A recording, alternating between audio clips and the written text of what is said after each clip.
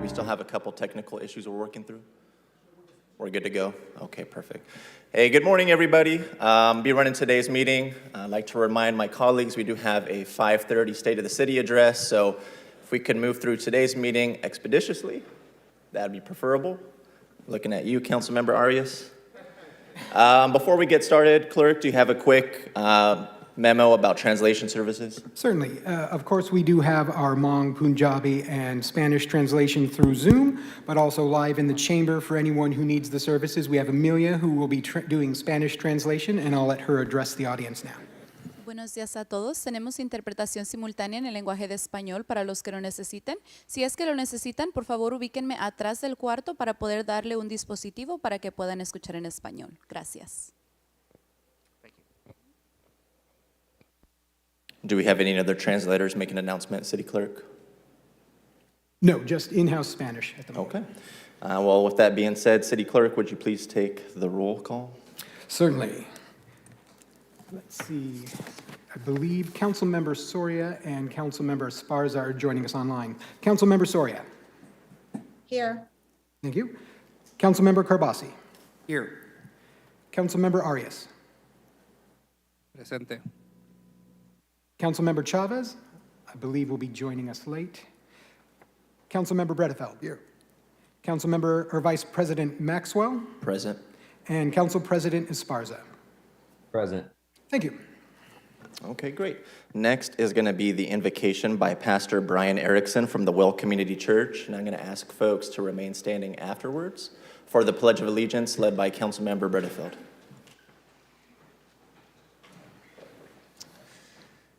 Let's pray.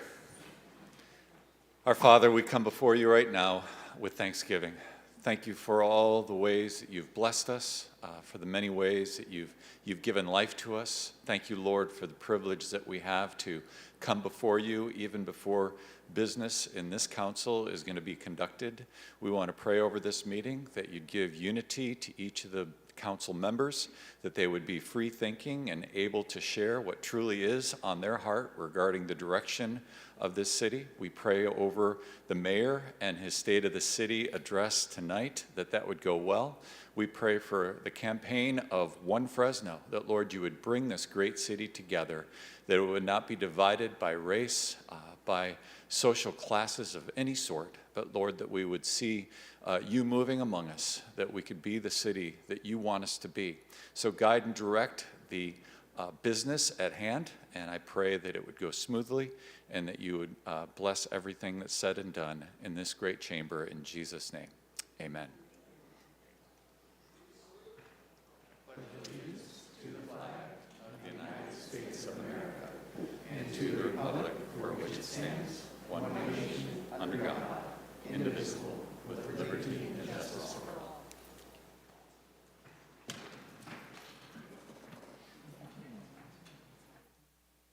Thank you, Pastor Erickson, for the invocation this morning.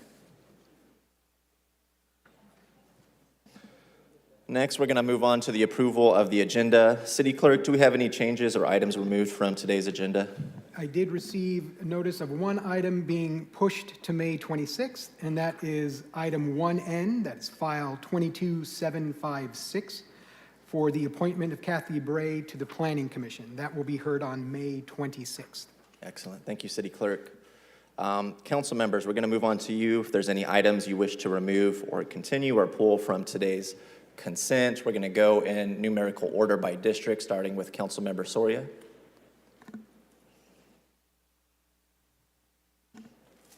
Councilmember Soria, do you have any items that you want to remove or pull from today's agenda? No. Okay. Councilmember Carbasi? No. Councilmember Arias? 1B as in boy, being pulled for separate discussion. 1L as in Larry. 1O as in One Fresno. 1U as in umbrella. And tabling item 1DD as in David. So just to reiterate, you are pulling for discussion items 1B as in boy, 1L as in Lincoln, 1O as in ocean, 1V as in Victor, and tabling 1DD, as in David. Is that No, correct? there's a correction. It's 1U, not 1V. 1U. Thank you. Councilmember Chavez is not here, so we'll move on to Councilmember Bredefield. None. Okay, I also am not making any changes to the agenda, so we'll go on to Council President Esparza. No changes for myself. Excellent.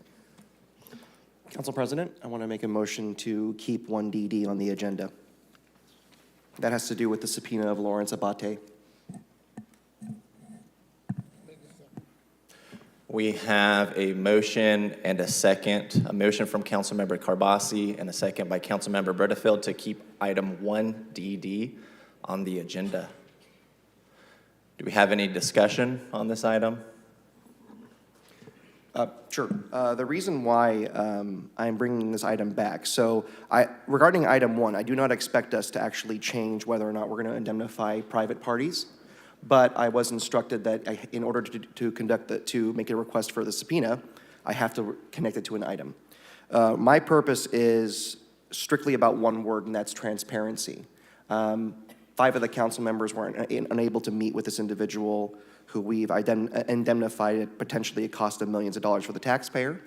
And I think it would be beneficial to finally open up this process and allow not only Mr. Abate to provide his side of the story, but also to answer some questions that remain unanswered about this major shift in policy for this city and the financial risks to people. Now, I understand last time we voted on this, and I respect that my colleagues felt that they wanted to give him a chance to appear rather than just an outright subpoena. I completely understand that.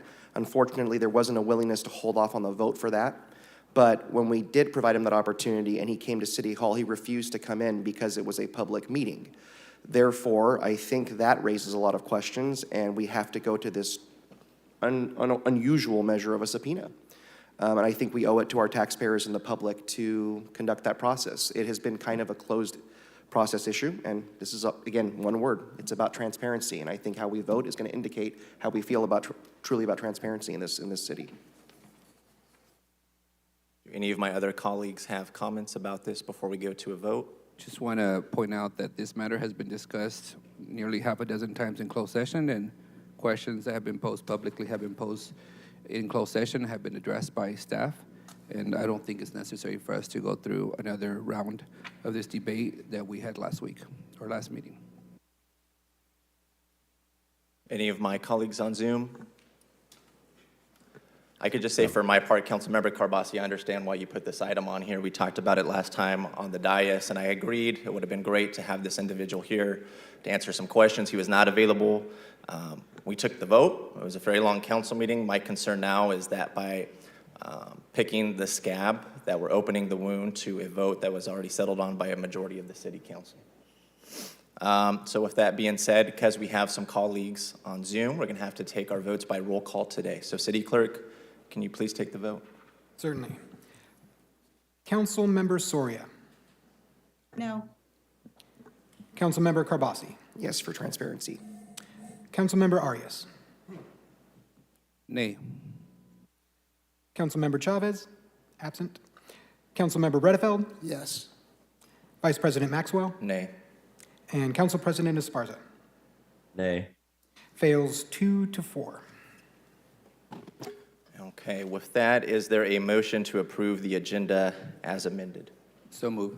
We have a motion by Councilmember Arias. Second. We have a second by Councilmember Soria. Is there any opposition? One opposed by Councilmember Carbasi. Council President, may I make a special request? Sure. That we adjourn in memory of Larry Donaldson, a dedicated public servant and a longtime member of the City Attorney's Office. Absolutely. Thank you, City Attorney. We'll adjourn in his honor today. And by the way, I'm also a no vote. Didn't hear me. We have 2 opposed. Motion passes.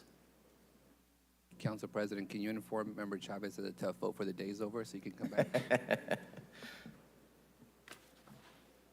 Okay. From here, we're going to go ahead and move on to the fun part of the morning. That's our ceremonial presentations. We have a few organizations out in the crowd today that we want to honor and celebrate. First in the queue is Proclamation for Casa Awareness Day, and that's going to be sponsored by Councilmember Carbasi. If we could have Wilma, Elena, Haley, Jeffrey, and Rebecca join us, please, in the front.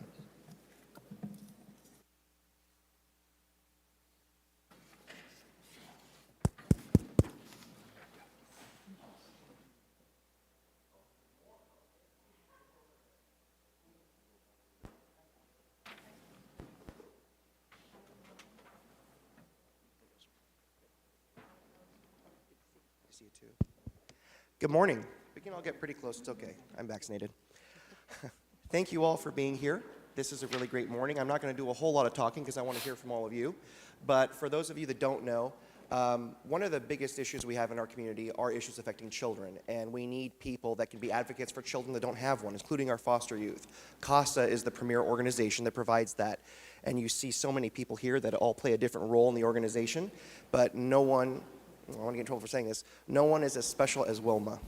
Because Wilma's like the mom of the organization that keeps everything together. And I think it's fair to say that. And we're going to give you a proclamation. We'll read it in a moment, but I want you to shout out to your amazing staff and volunteers. So thank you, Wilma. Thank you. That was a really nice introduction. CASA, Court-Appointed Special Advocates, we are very fortunate to have community volunteers to step up in the gap for foster youth to serve over 300 every year. That is just a small percentage because in Fresno alone it's 2,700 foster youth. And we do need more community volunteers, and we just need that one-on-one adult for that child. And here with me today, I am so happy to introduce the staff for Fresno and Madera Casa who keep everything running. They are the big cogs. So I'm going to go ahead and just kind of pass the mic to each one of them, and they can introduce themselves and the important role that they play. Thank you, Wilma. My name is Francisco Pelayo. I'm the Senior Advocate Supervisor at CASA. I have the privilege of overseeing our wonderful program staff, who, as Wilma mentioned, directly oversees over 200 community volunteers who serve over 300 children in the foster care and juvenile justice system. So it's a pleasure being here with all. Hello, I'm Haley Vola. I am the Program Administrative Assistant. My name is Rebecca Johnson, and I'm the Resource Development Coordinator. Good morning, everyone. My name is Carmina Ramos, and I'm a Lead Advocate Supervisor for Madera County. Good morning. My name is Jeffrey Stanley, and I am an Advocate Supervisor for Fresno. Good morning. I'm Raquel Garcia, and I am the ASQ Facilitator for Madera County. And lastly, my name is Elena Vasquez Sadu, and I'm an Advocate Supervisor out of our Fresno office, specializing in human trafficking. Thank you all so much for everything you do and for the volunteers you oversee. Now, can you tell us how people can find out more about CASA and if they want to get through the process and volunteer? Who can answer that question? Absolutely. All right. Thank you. There was no plug there. So look on our website, www.casafresnomadera.org. That's it, casafresnomadera.org. And of course, if you Google us on the World Wide Web, you'll be able to find our phone number as well as the website. And again, I cannot, if you can imagine, if you're a parent and uncle, just one child, you're dedicated 10 to 15 hours a month, not a week, 10 to 15 hours a month. Talk about changing the story of a child's life. You would be the one. Thank you so much. Clerk, if you'd read the proclamation for the record. Certainly. Whereas May marks the beginning of National Foster Care Month, and CASA, Court-Appointed Special Advocates of Fresno and Madera Counties, look to raise awareness of its overall mission to recruit, train, and support volunteer advocates who mentor foster youth in Fresno. And whereas CASA focuses on the overarching goal of their advocates to build lasting relationships with abused and neglected children in the child welfare and juvenile court systems. This bond with foster youth therefore increases educational success and employability, while in turn decreasing homelessness and incarceration. And whereas the CASA organization thanks the volunteers who have donated over 20,000 hours of their time in the last year, while inspiring the public to join them in being the voice that matters for foster youth in Fresno and Madera counties. And now, therefore, be it resolved, Mayor Jerry Dyer and Fresno City Council do hereby proclaim CASA Awareness Day in the city of Fresno.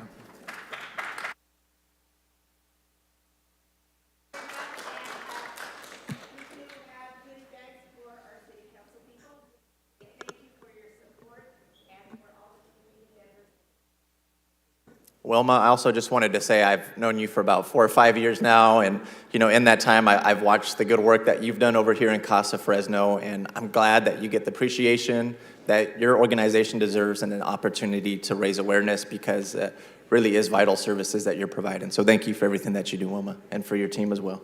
Thank you.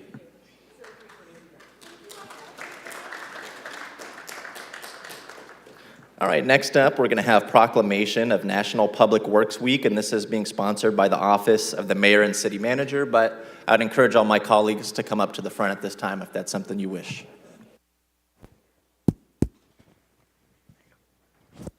Can I get all of the Public Works and Public Utilities folks down here, please?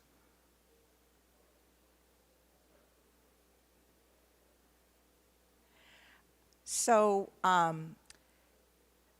this is the team that, wait, as the council members are coming down, this is the team that affects every member of this community every single day. We have many, many functions in the city of Fresno, but I think for just the residents in our city, think about it. The roads you drive, the faucet you turn on, the toilets you flush, the traffic signals you go through. This is the team that makes it happen for the city of Fresno.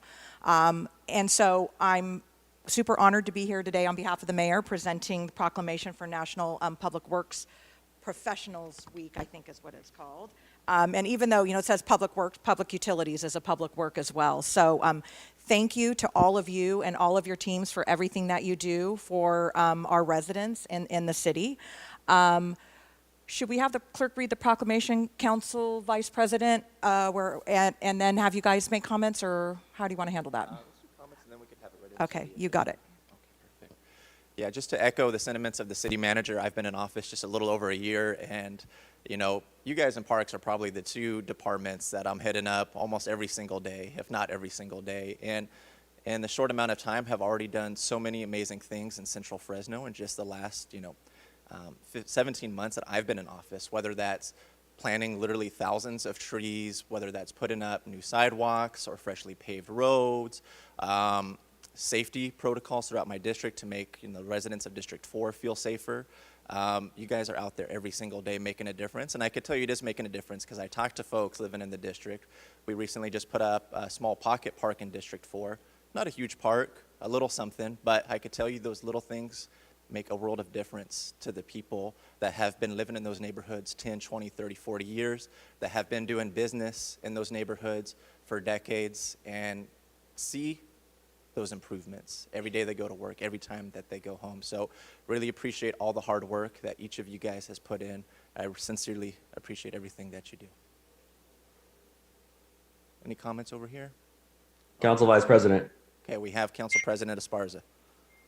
Hey, just wanted to, let our folks know that, this is a council that has, I think, pushed for record investments in rebuilding the older parts of our city in the central and southern part of Fresno. And so, this council, folks on this dais are all about rebuilding Fresno. This happens to be the group of folks that are tasked with really executing that vision. And so we deeply appreciate you, and it's a historic time in our city as we're sort of shepherding record amounts of resources to carry out these projects. So again, kudos, and again, thank you for your work to the residents of Fresno. Anyone from Public Works like to say a few words?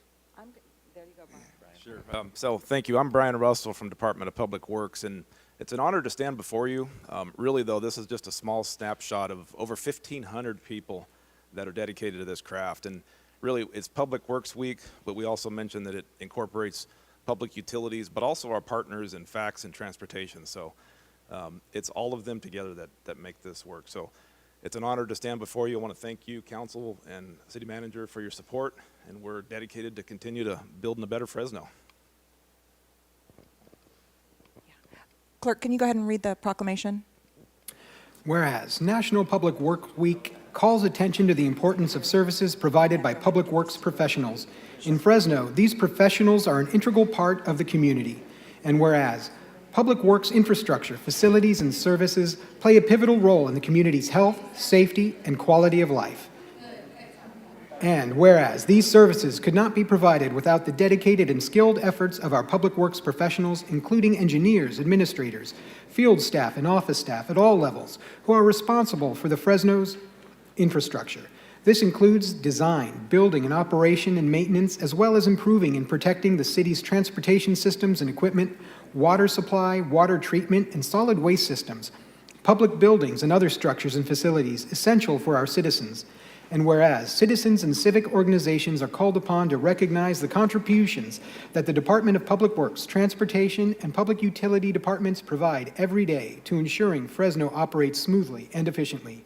Now, therefore, be it resolved that we, Mayor Jerry Dyer, and members of the Fresno City Council do hereby designate the week of May 16th through 22nd to be National Public Works Week in the city of Fresno. Thank you. All right. Thank you, Randall. Good job. Thank you. All right. Good job, you guys. Thank you.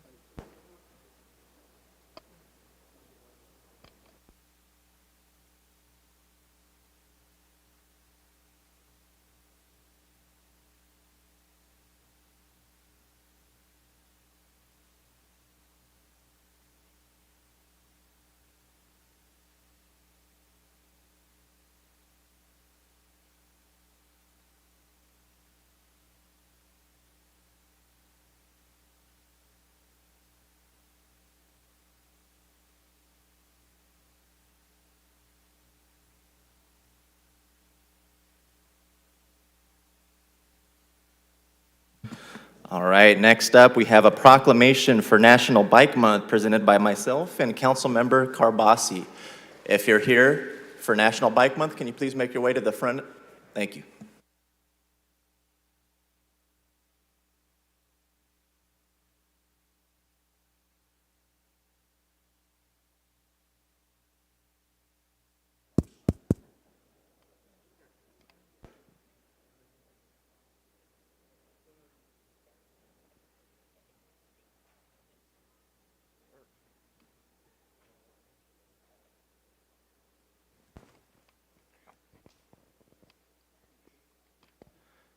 Hey, good morning, everybody. Hey, nice to see all of you. Laura, how are you? Well, hey, today we're celebrating National Bike Month, but really we've been celebrating throughout the entire month of May. And I could tell you, because of the folks standing next to me, we try to celebrate National Bike Month every single day here in the city of Fresno by making major improvements to the infrastructure here in the city of Fresno. A story I share every once in a while is my very first time at City Hall about 6-7 years ago was actually for a BPAC meeting. And I went upstairs and I met some of the folks standing next to me right now for the first time. And back then they were talking about these things like, oh, we need a Midtown Trail, we need an ATP coordinator. And back then these were kind of pie in the sky things. It wasn't really a priority at City Hall at that time. But because of the folks standing next to me, pushing for those things every single day, meeting with the council members and making that a priority for them, we have been able to secure major investments into bicycle infrastructure and safety here in the city of Fresno, whether that's Class 4 protected bike lanes. I know we have some of those in my district, Councilmember Arias's district for the first time, Councilmember Soria's district for the first time. I think we're looking at Mike's district to put up some protected bike lanes. We're looking at Council President Esparza's district to put up some protected bike lanes. And that wouldn't have happened without the folks around me advocating for that.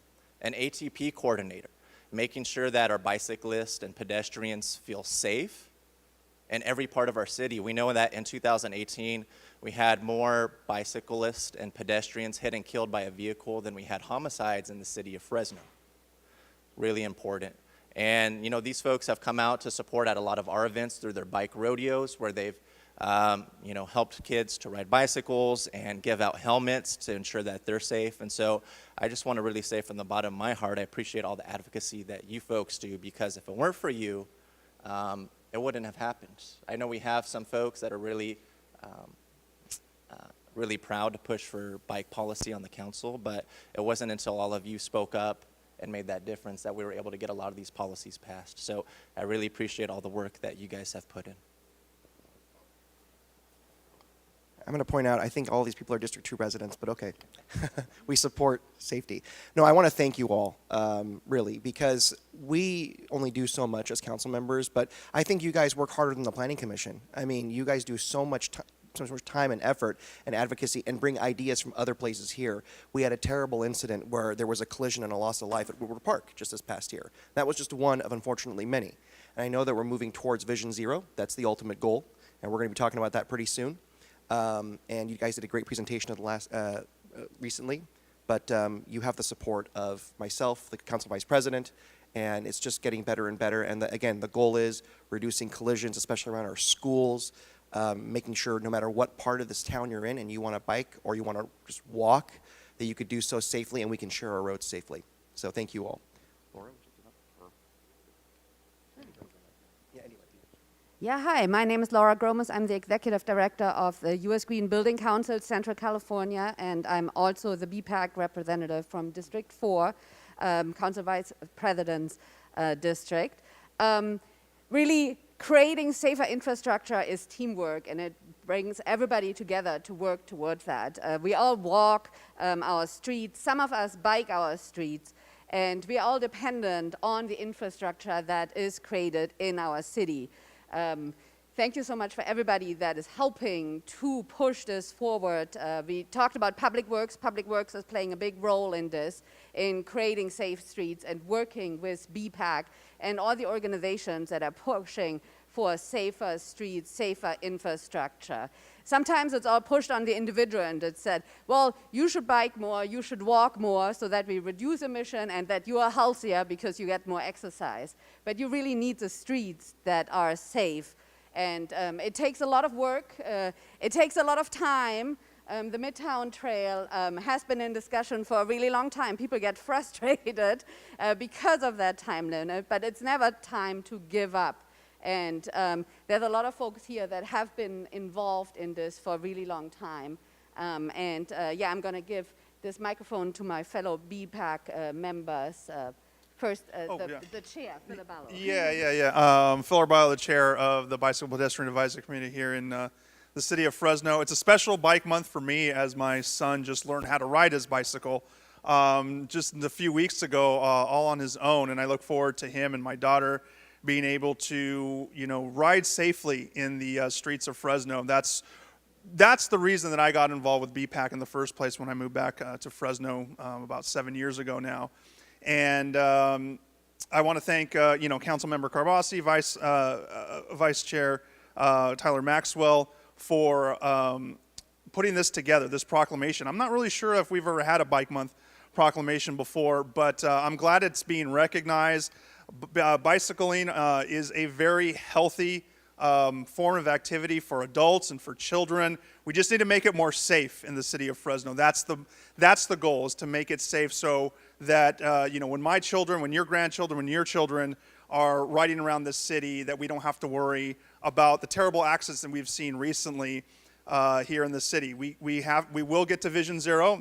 I don't think that's an if, and, or but. We will get to Vision Zero, and I want to thank the council members for this proclamation and all the other council members for the support, hopefully, of Vision Zero as well. Go ahead, Matt. All right. My name is Matthew Woodward. I am the District 2 representative on BPAC. I can remember a few years ago when I just randomly happened to jump in on a meeting that was here in person before COVID, before I was even a member, and it feels a little surreal here to be here now as a member of BPAC. I would like to also thank the work of the council members, the individual BPAC members, and our public works people, and our new ATP coordinator who we have, Carla. And I hope that soon, currently the city of Fresno is ranked bronze by the League of American Bicyclists. I hope that within the next few years, when we go to renewal, that thanks to all our work, we will hit silver. And I also hope to see our ridership grows as our facilities become safer over time. And yeah, thank you. Great. Thank you, everybody. I'm Tony Molina. I'm the chair of the Fresno County Bicycle Coalition and former chair of the Bicycle Pedestrian Advisory Committee. And I want to really thank all of the council members, Mike and Tyler, for moving Bike Proclamation up before actually Bike to Work Week, which is next week, and Bike to Work Day is on next Friday. So thank you for having this. And I also wanted to say that there's somebody missing up here, and that is Carla Gonzalez, our new active transportation coordinator. So Carla, can you please come down here and join us? We need you in this picture here. So she is a wonderful addition, and we want to thank all the council members for actually bringing an active transportation coordinator for the first time to the city of Fresno. So why don't you get in the middle over here? Carla, I'll let you say a few words in a second. So, we are just thrilled to have you here, and we want to also thank all of our public works staff, without whom we would be,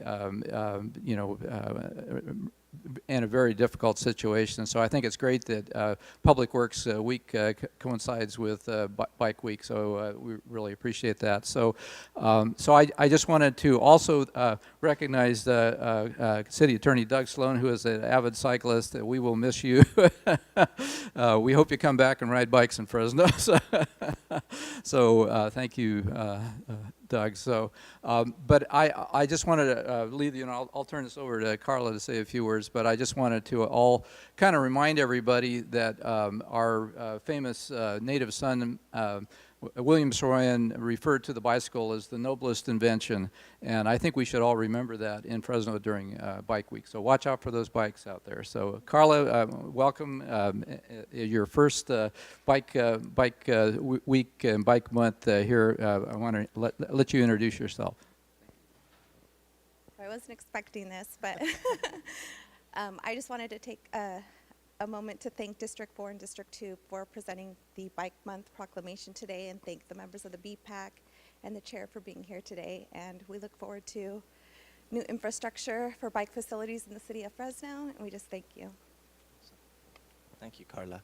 So with that being said, I'd like to go ahead and present this proclamation that we have here today for National Bike Month. And I'd go ahead and ask the clerk to please read that into the record. Whereas, National Bike Month is celebrated in the month of May and was first established in 1956 by the League of American Bicyclists. And whereas, biking is a pollution-free form of transportation that aids in improving our air quality, public health, and reduces traffic congestion. And whereas, the Fresno City Council established in 2002 the Bicycle and Pedestrian Advisory Committee, composed of community members with interests in and expertise in bicycle and pedestrian issues. And whereas, the City of Fresno has invested in safe bicycle and pedestrian infrastructure, including the addition of protected bicycle lanes and beginning the construction of a 7-mile Midtown Trail. Fresno's Midtown Trail will connect our public transit hub at Manchester Center with Clovis's Old Town Trail, improving safety conditions and promoting healthy activity for pedestrians and bicyclists across our cities. And whereas, the City of Fresno recognizes National Bike Month as a time to encourage residents to ride their bikes more frequently to improve personal health, reduce emissions, and create healthy communities. And whereas, the U.S. Green Building Council Central California promotes safe biking in our community through outreach, education, and advocacy. In addition to educating about safe ways to ride, they encourage the development of a safe bicycle infrastructure that enables all residents of Fresno and beyond to replace car trips through bike rides. Now, therefore, be it resolved that we, the Mayor and Fresno City Council, do hereby proclaim May 2022 as National Bike Month in the City of Fresno.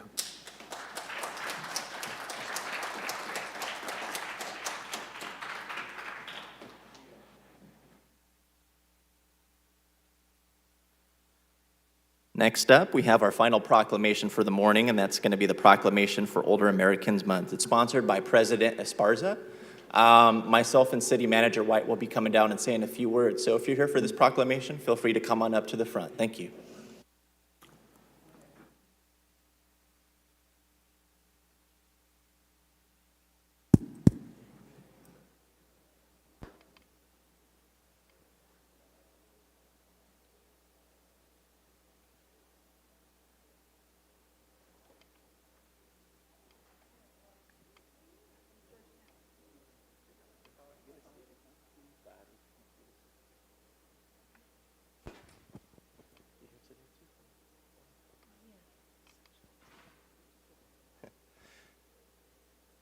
Well, good morning, everybody.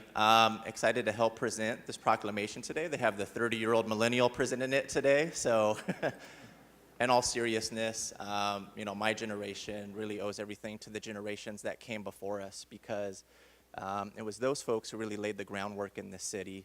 All the fights that you had to overcome and all the challenges made it easier for folks like myself in the position that I'm in today. And today up here with us, we have a lot of leaders in our community, especially some educational leaders who have really paved the groundwork for where we're at today.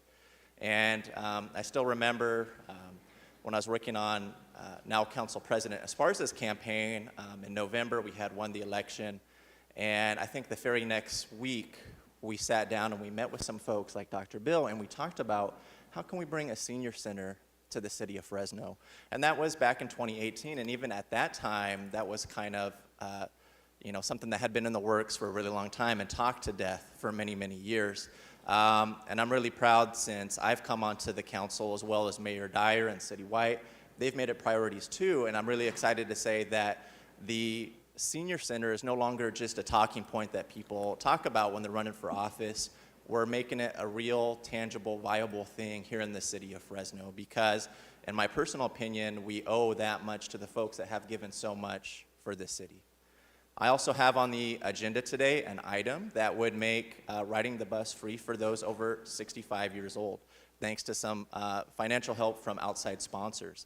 And that goes hand in hand. We owe so much to the folks that have given so much to this city, and I thank these folks standing here behind me for pushing for those issues and advocating for them, because without you folks, it wouldn't be a reality here in the city of Fresno. So I'm going to pass it over to City Manager to say a couple words. Thank you, Council Vice President. On behalf of Mayor Dyer, I'm honored to be here with Tyler to present this proclamation. I, too, have a very healthy respect, older Americans. I said you just brought me down to add some age to the floor here. But no, really, I have so much being raised with having grandparents live with me my entire life, and sort of a multi-generational family. I didn't know anything else other than to look at our older generation and to look at the wisdom that is there, the life experience, learning from mistakes. There's so much to learn, and I think that we don't value that enough, and I think this is just recognition of bringing attention to, let's not forget those that came before us and the people that made a lot of sacrifices, not just for us in the city, but our whole country. So very, very appreciative of everything that our older Americans do for us, and very excited about progress that we've made on making a senior center a reality. And I will say, stay tuned. Something's coming very, very quickly. We're really, really excited about that. The mayor's very committed to trying to find resources to fund activities and facilities for our senior population. So thank you for the opportunity, Council Vice President, and thank you. Yeah, I'll go ahead and chime in. It's really an honor to be able to participate in the Proclamation for Older Americans Month each year. Dr. Bill, Dottie, appreciate you folks coming down to City Hall and being proactive about making sure this proclamation gets on the agenda, bringing awareness to the contributions of older residents in our city, not only in what they have done, but what they continue to do in their later years. Again, we appreciate you folks in particular for being advocates for being active in our community, being the driving force behind the senior center that we are talking about. As I've said many times before, it is time that we give back to those who have given so much to Fresno throughout their lives, and again, continue to do so very fruitfully. So again, thank you for being here to accept this proclamation this morning. Would either of you like to say a couple words, Dottie? First of all, good morning, everyone. And as I was standing here, I was thinking about what my grandfather used to say, just keep living. And thank God I have kept living to get to this age. But I also want to say in terms of, I've always been a community advocate, even when I was young. And when I look at the young people today, we have, as a former educator, I'm really proud of what our young people are doing. But I would also like to say we have a lot to do. And we, as older Americans, we need to always remember that there's somebody behind us, younger than us, watching us. So we need to put our best foot forward each time. And I want to thank Nelson wholeheartedly for presenting this proclamation, and to each of the city council members. Thank you so very much. It's an honor to be here every year during May for Older Americans Month, and I want to thank the council for opening up Inspiration Transportation, which is a new car service for older adults. And they're electric cars, so they're protecting our environment, but they need more funding and more cars to keep us out in the community. It's a great honor to utilize that service. When I saw Miguel a couple weeks ago when he was walking the tower for election purposes, I reminded him that we are still alive and well in Fresno. I want you to age my way, be active, and try to have a senior center within my lifetime. So now they have a deadline because we are getting older. And we've been doing this for 5 years already, but we've heard rumor that there's a public workshop coming up during budget hearings, and we hope to hear more about our future center. If you want to contact us, you can do Facebook, Fresno Senior Activity Center, future Fresno Activity Center, so we can keep you informed as well. And we appreciate the council and the mayor for your continued financial support.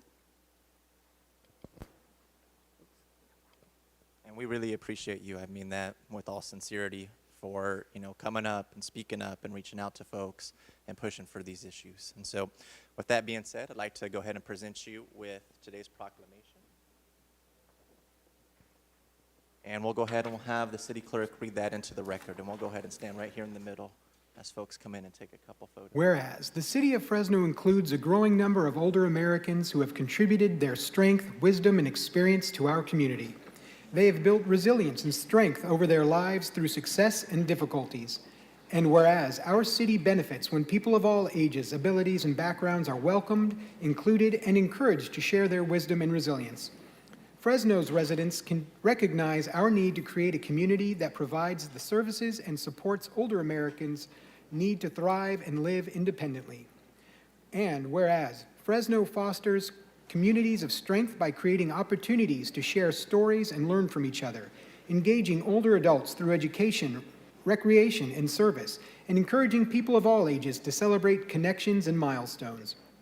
As a community, we know older adults want to be challenged to do more, to bring to bear their energy, their experience, their judgment, and their perspective on problems and challenges we face today. We welcome their selflessness and willingness to do more and uplift our community. And whereas the city of Fresno can work to build an even better community for our older residents, we urge residents to take time during this month to acknowledge older adults and recognize them as an influential and vital role within our community. Now, therefore, be it resolved that Nelson Esparza, the Fresno City Council, and Mayor do hereby proclaim the month of May 2022 as Older Americans Month in the city of Fresno.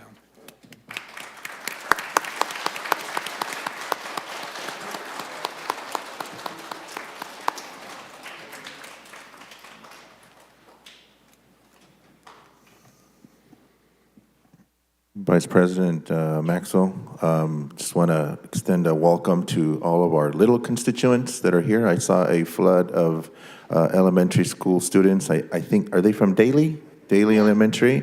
All of us are from Daly Elementary, so welcome. And to my colleagues, let's behave ourselves today because the children are watching. Council Vice President, I too wanted to extend my welcome to the Daly Charter Elementary School third graders that we have at City Hall today. These are our future leaders, and I did want to just tell the students that I hope that their visit is rewarding. I'm excited to hear that they will be working with our District 1 and District 3 staff today to do a mock city council meeting. So as you know, early as third grade, learning how to pass good policy here in our city. So welcome, Daily Dragons, and hope you guys enjoy your tour this morning. Yeah, thank you again. I wish we could have a field trip every time before we started council member comments. I think it might tone things down a little bit around here. But with that being said, we're going to go ahead and kick off council member reports and comments. We're going to go in numerical order, starting with Councilwoman Soria. Thank you, Council Vice President. Just have a couple of comments. One, I do want to extend a big thank you to our planning department, the staff for assisting our local veterans at the Veterans of Foreign Wars Post 8900. They have an important sign project being installed in their location on Ashland and Blythe. And so I really want to thank Jennifer Clark, Ralph Cachadorian, Eric Frampin, and Charles Clark for helping us make the process seamless for our local veterans. So thank you again for the work. I did want to also thank our Public Works Department. I know that earlier you guys made some great comments in recognizing them for the week celebrating the work. There's a lot of construction projects and paving projects that are going on throughout all of our districts. I do want to just thank them for the work in the Norwich Avenue and Tillman Avenue on the West Avenue neighborhoods. Thank you for all that work. It was just recently completed. I know that they're still working diligently.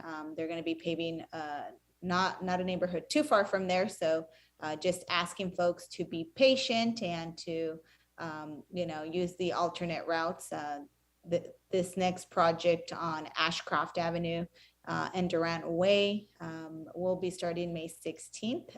So just want to thank our crews for getting this work in our neighborhoods.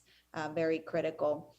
Next, also, District 1 will be hosting our now in-person community meetings in this coming month or later this month. We're going to start getting some input for our budget. So we just want to encourage folks to stay connected with our office as we will be in the next couple days releasing those dates and locations where we'll be having going back to our in-person community meetings. Then just want to thank folks for being involved in giving us input on the Blackstone-McKinley grade separation. The Department of Public Works is still taking communities' input. This is a huge project in the central part of the city. So we do want to just continue to hear from our residents, from the businesses that are nearby. These surveys will be out up until May 31st. So we encourage folks to continue giving us their input. And that's it for me, Council Vice President. Thank you. Thank you, Councilmember Soria. Councilmember Carbasi. Thank you very much. I just have one item to report. He's a private person now, and he's pretty modest, but I just wanted to let you know, Mayor Lee Brand, for those of you that know him, unfortunately had to have surgery yesterday. He was diagnosed with cancer. If you know Lee, please do send him a card, send him a text. When you leave office, we all think that everyone, they love us because we're these great people, but the reality is they respect the office, and when you're gone, no one calls you or texts you anymore. But, Lee served this city for 12 years, and I think he and his family can use just that support, and we wish him well. If any colleagues want to say anything about that, they're more than welcome to. But I thank Lee for his service. He's a good friend, and I hope he's okay.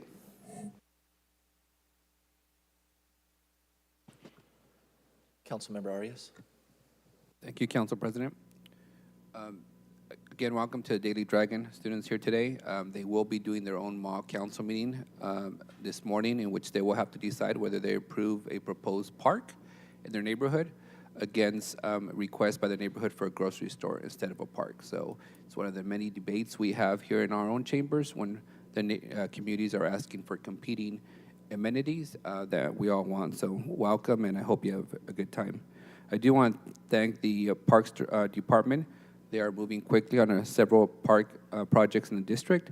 The playground at Tubman Park is going up as we speak. Maxi Park's air conditioner is almost done with design, and the field lights and scoreboard at Hinton Center are being improved. Thank you to the administration, too, and the Parks Department for approving the mural going up at JSK Park, which will be unveiled tomorrow at 10:30 in the morning. That's going to be a great mural for the Punjabi Indian community in west of the 99. And to the residents who've contacted us over the significant encampment on Clinton and Valentine, just a reminder that is a county parcel. We have communicated with Supervisor Brian Pacheco on when the county can, address that encampment. There is another one on Shields and Valentine, which is in the city and the irrigation district that we're working to clean up later this month. And city manager, a couple of just issues in the district that I want to address with yourself and the department heads. One is around parking meters in downtown. I think there's been some email communications. We're starting to see a lot more enforcement, and I think business owners and residents are wanting to get a lot more warnings and advance notice before the enforcement begins. So we'll sit down with your office and try and work out a communication plan to inform everyone that we now have a problem that we're hoping to have years ago, which is there's so many downtown visitors that the parking is being limited and being challenged, which is a good challenge to have. And then lastly, the EV charging stations in downtown, I know we had just fixed them. They've been damaged and they need to be fixed again. So getting an update on when they would be fixed would be helpful, so that we can continue to have folks, enjoy the electric charging stations at City Hall. And a solution might be having them installed in the city parking lot versus, out somewhere else. But, with that said, we just need an update on when the charging stations will be fixed. I know the last time they were broken took us nearly a year to fix them. With that, those are all my comments for the day. Thank you, City Manager. Okay, next up we have Councilmember Chavez. Thank you, Vice President. Just really brief, I want to thank Administration, City Manager, your team out there for finishing up the Butler Park Tree Trimming Street project. I know that was quite a bit of years in the making. And then also want to thank our crews that are out there removing the graffiti.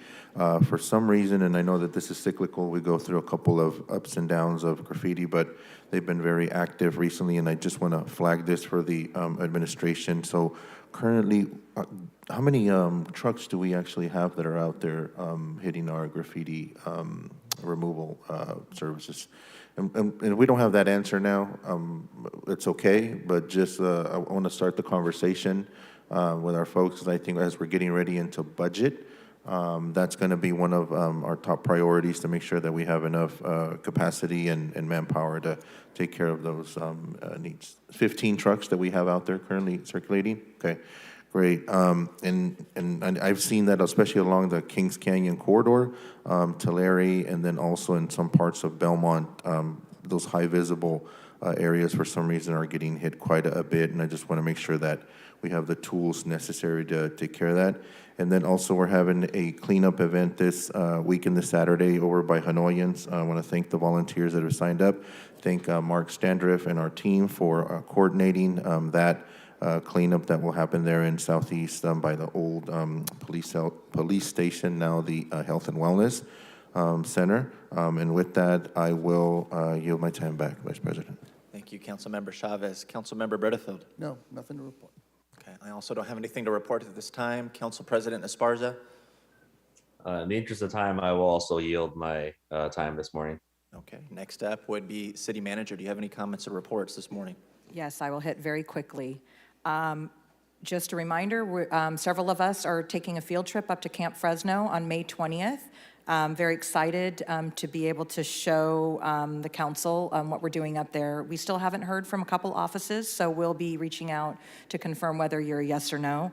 And then for any campers that might be interested, it's fresno.gov/Camp Fresno. If you have, we've put that out in flyers and sent them to our office in case you have young constituents who are interested.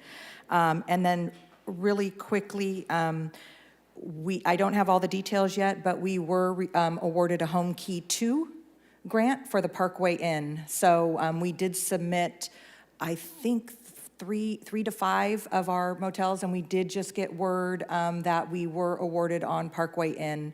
So look for further details coming out here either today or tomorrow. Thank you, Council Vice President. That will conclude comments and reports. We'll move on to the consent calendar. We're going to go ahead and take public comment now on all consent, unscheduled communication, and closed session items. So if you'd like to go ahead and speak here today, make sure you fill out one of these yellow cards and bring them up to our clerk, and she'll give them to me. We'll go ahead and do in-person comments and then move to Zoom comments after that. So we'll take all the in-persons first. We're going to go 2.5 minutes per person. And the first person we have up is Gary. Gary, I know you have a couple comment cards, but you got to keep it to the 2.5 minutes for both items, okay? All righty, thank you, sir.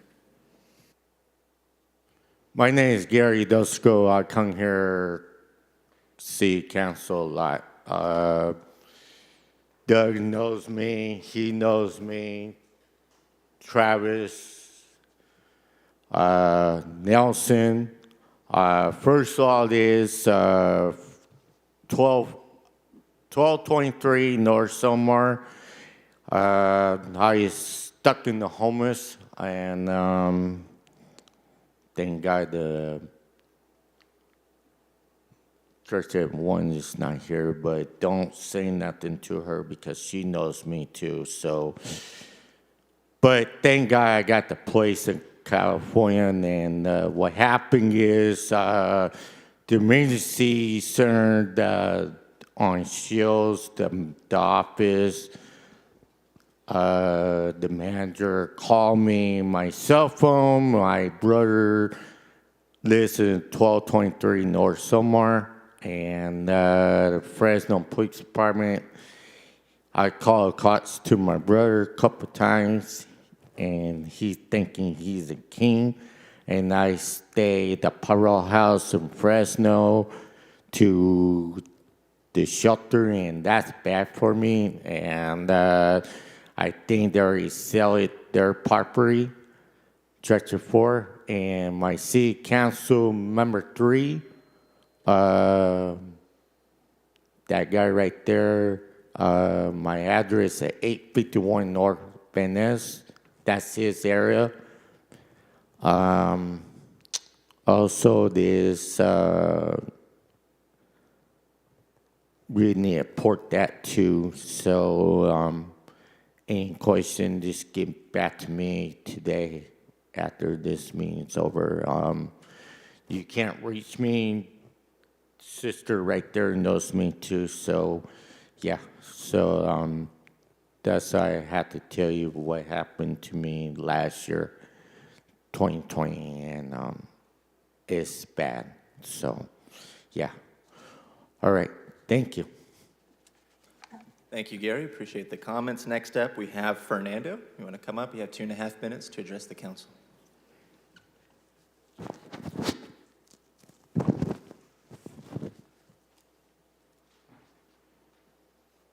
Peace be with you.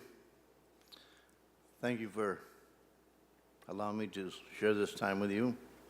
We've gained already half a minute, see? You're making progress, Maxwell. I know you're the man for that job. Anyway, I wish I had some proclamations to give to these people, but I've heard too many bad things about them, so I brought them a little bit of, yes, Mr. Benefiel, I heard you are racist, and I hope you repent. I don't know if it's true, but you only know if it's true or not. Okay, God made only one race. He made it the human race. So we have to respect that, okay? So take a good look. If you want this sign, I can give it to you. The next person that I have this, I wish it was a reclamation too, but it's not. Our city attorney, hello? Here's your sign. I know you're the man behind the scenes. I've investigated this code enforcement for 30 years now, okay? I know you haven't been there the full term because I didn't run into you in 1990. But anyway, I wanted to know one thing. I had subpoenaed you to go to my hearing, but you're not going to make it. Okay? The thing about it is, what side of the law are you on? Are you for the law, or are you trying to do like the mobsters do, Rudy Vigilante, to try to skirt the law, walk the fine line? Okay, this is it's not illegal, but it's unethical. This code enforcement, I know you're behind it because I've seen so many documents, and you've stopped a lot of documents from public record, Mr. which is Fernando, unfair if you could address the council. and uncalled for. Thank you. So, anyway, I had to tell him personally. Anyway, on the 7th of June, I will have a hearing with the administrative office where all these points will be brought up. I wish you would be there to see why I'm really here. I'm here to represent the senior citizens also. I heard that they were going to make this so-called senior citizens, what do you call it? Go ahead The and building, ask you to wrap but up those thoughts, Fernando. But they never did. It's been 5 years, so hopefully they put their money where their mouth is. Thank you. Thank you for your comments. But due respect. Next up, we have Anthony Flores. Is Anthony Flores here? Okay. We'll move on to our next speaker, which is Cindy, I want to say Plombino? Yes. Cindy, please come on up. Thank you.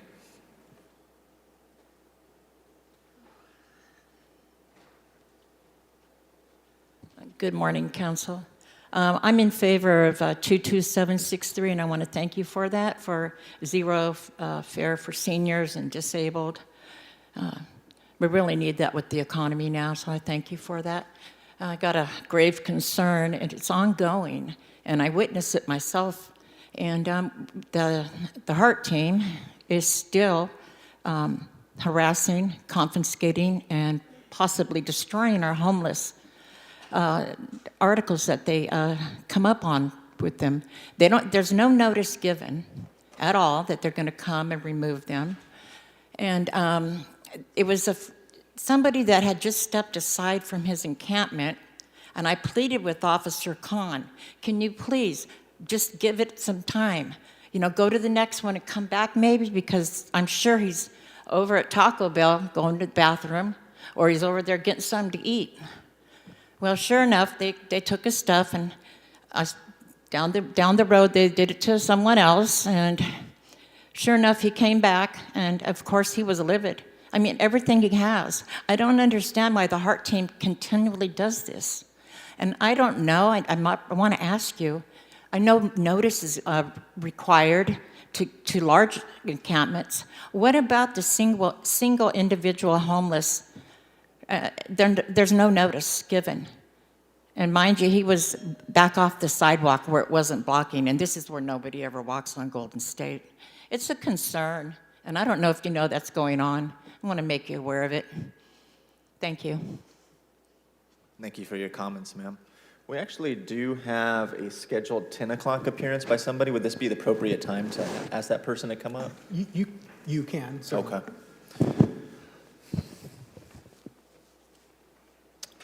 The 10 o'clock, number one, the appearance of Troy Fox to discuss COVID and homelessness. Do we have Troy Fox in person or on Zoom? Troy Fox, have a scheduled 10 o'clock communication. Council Vice President, I do not see Troy Fox on Zoom. Okay, then we will yield his time to the next person here in the audience, which will be Mike Cook. Mike Cook in the audience to speak today? Okay, thank you. Move on to Bill Richardson. Okay. Move on to Jessica Mahoney. Jessica? Okay. Have you come on up to the front. Thank you.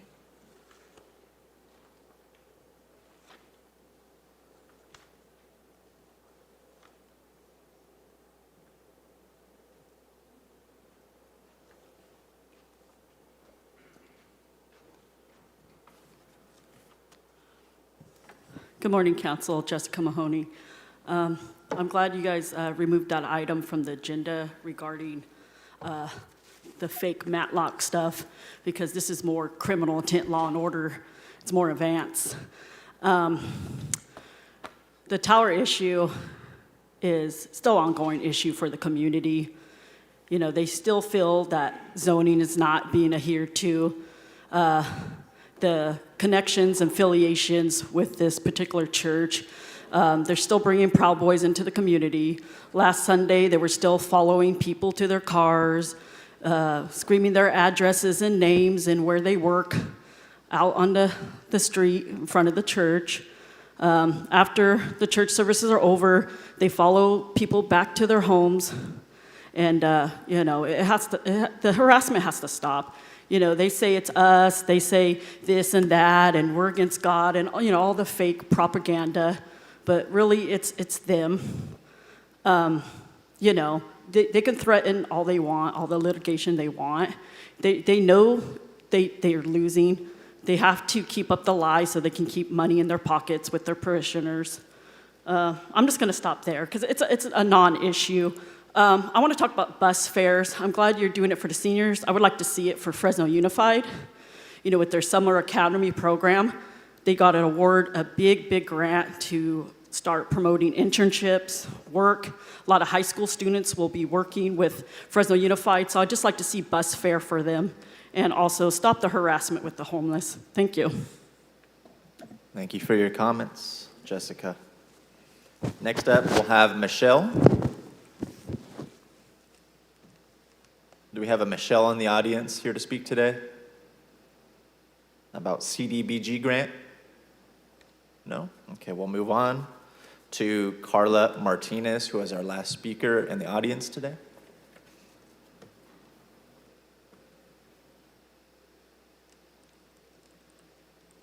Welcome, Carla. Hi, council members. My name is Carla Martinez. I'm a policy advocate with Leadership Council. I just want to speak on item 1S. First, we are excited to see this investment put into the Local Housing Trust Fund. We hope to continue working with all and also to engage residents in this effort. It's really important, especially as the annual progress report shows that there have been 0 very low and low income building permits given out within 2021 compared to the 2,262 units permit issued to above moderate income buildings. Something we should all be alarmed about as we continue to mention the ongoing housing crisis here in Fresno. Finally, I just want to say that I'm glad to see item 1EE, providing zero fare to folks in need will allow them to access their doctor's appointments and grocery stores, so that's really exciting to see. And finally, I just want to thank Councilmember Arias for holding budget hearings within the last week. He got to hear from residents, and I hope to see some of you also hold your own budget hearings in the coming weeks. Thank you. Thank you, Carla. That'll wrap up our in-person speakers. We'll go ahead and move to the speakers on Zoom who wish to give comment. Hold on one second. Do we have another comment in the audience? Who is that? Did you speak already? Yeah, okay. That can only speak once. Yeah, I know, but I got one, no one card. Okay, well, unfortunately, we only allow one speaking session per person. Thank you. We'll go ahead and move to the Zoom speakers. Okay, on Zoom, we have Lisa Flores. Good morning. Are the kids in the room? That's my first question. No, you're in the clear. I'm in the clear. Good. Because I was going to say, not my kids, but welcome to the world. Well, first off to the kids, good luck. Take lots of pictures. You'll remember this day forever. Because I remember sitting in the chair of the mayor of the city of Tulare, Wilbert Glass, when I was in first grade. That's, I believe, what you guys can blame my political activism on. First off, one of the things I want to bring to your attention is your appointment of Kathy to the Planning Commission. I got some issues with it. First off, there may be a conflict of interest because she works for a temp agency as far as approving big warehouses and other facilities in which she may go on the back end and get contracts for services. And second, how can you appoint somebody to the Planning Commission who was on the 2020 General Plan Committee who failed to bring you an adequate general plan that basically it doesn't have your environmental justice element. And you're going to have a lot of, as I've been telling you guys are going to have a lot of problems with environmental justice and environmental equity that is clearly not in your general plan. And, you know, you keep appointing people that are pro-business, pro-business, pro-business, and not enough people from the community and not enough people of color who are greatly impacted by the failed planning policies of the city of Fresno.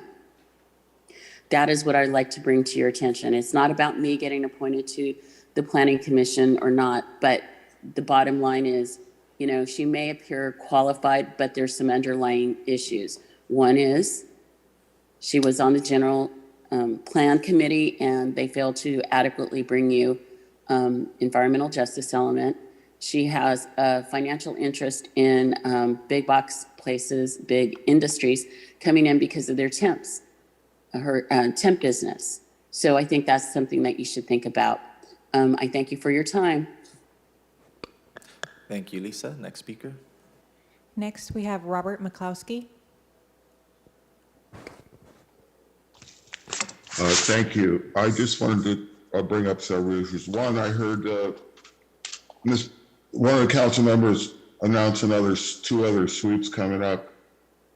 What these sweeps do is disperse people in a neighborhood where they have to move into solitary and more dangerous conditions. The Fresno Bee recently reported 2 deaths in the last couple days on the streets. One was at the courthouse a block away. Man was stabbed to death, a homeless person. It's dangerous to do these sweeps. It puts people in more dangerous conditions. Many don't accept the shelter, they leave before the sweep occurs. We know that. And they're dispersed into your neighborhoods. We know they're closing the Sun Lodge, formerly the Daisy, and I know that's a county project. But those people who are being given $450 to move, they're being evicted 9 months earlier than Project Home Key asked for, required, and they're not being offered shelter. They're going to wind up on the streets of Fresno. I would speak strongly on your policy regarding military equipment, policy 706, item 1T. I think the issues are that these weapons are already paid for. When they were initially developed by taxpayers, 52% of all our dollars go to the military budget. This is double dipping by the military industry. Taxpayers are going to pay for it twice. But let's talk about what we're paying for. Mine resistance MRAP vehicles, tracked armor vehicles, weaponized aircraft, battering rams, slugs, and breaching apparatuses, firearms and ammunition 50 caliber and greater, specialized firearm ammunition, noise flash diversionary, taser shockwaves, microwave ovens, water cannons, long-range acoustic devices, kinetic energy weapons and munitions.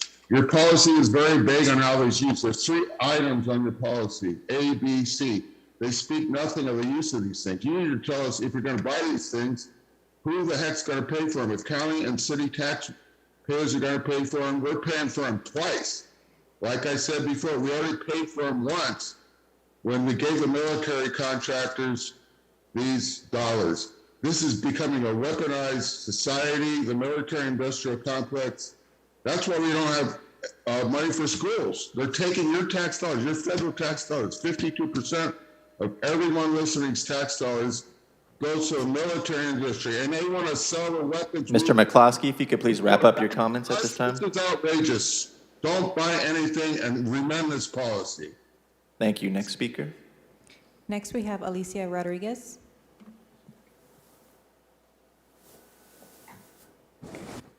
Good day, Council. Thank you for allowing me to speak. And I just want to mention that I'm speaking on behalf of myself as a resident and not any organization or group.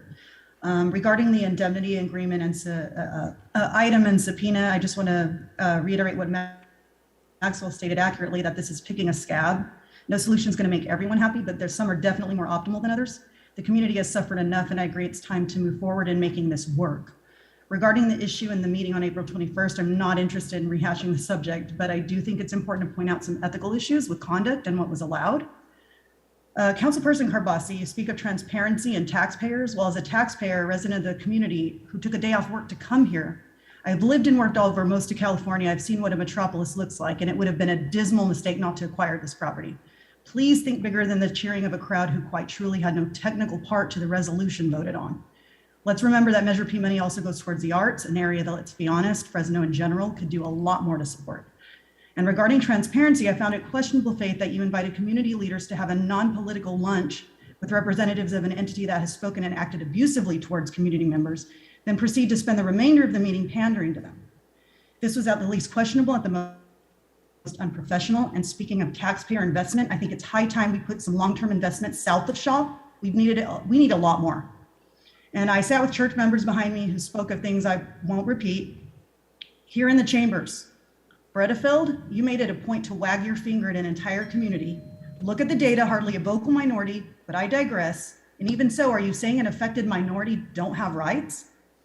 Since you found it appropriate to show a middle finger depiction, I'll remind you, but I won't repeat, the names we've been called that are racially disparate, the W word and the B word, by supremacists supporting this church, not mentioning the dimension of these abusive interactions is discriminatory and unprofessional.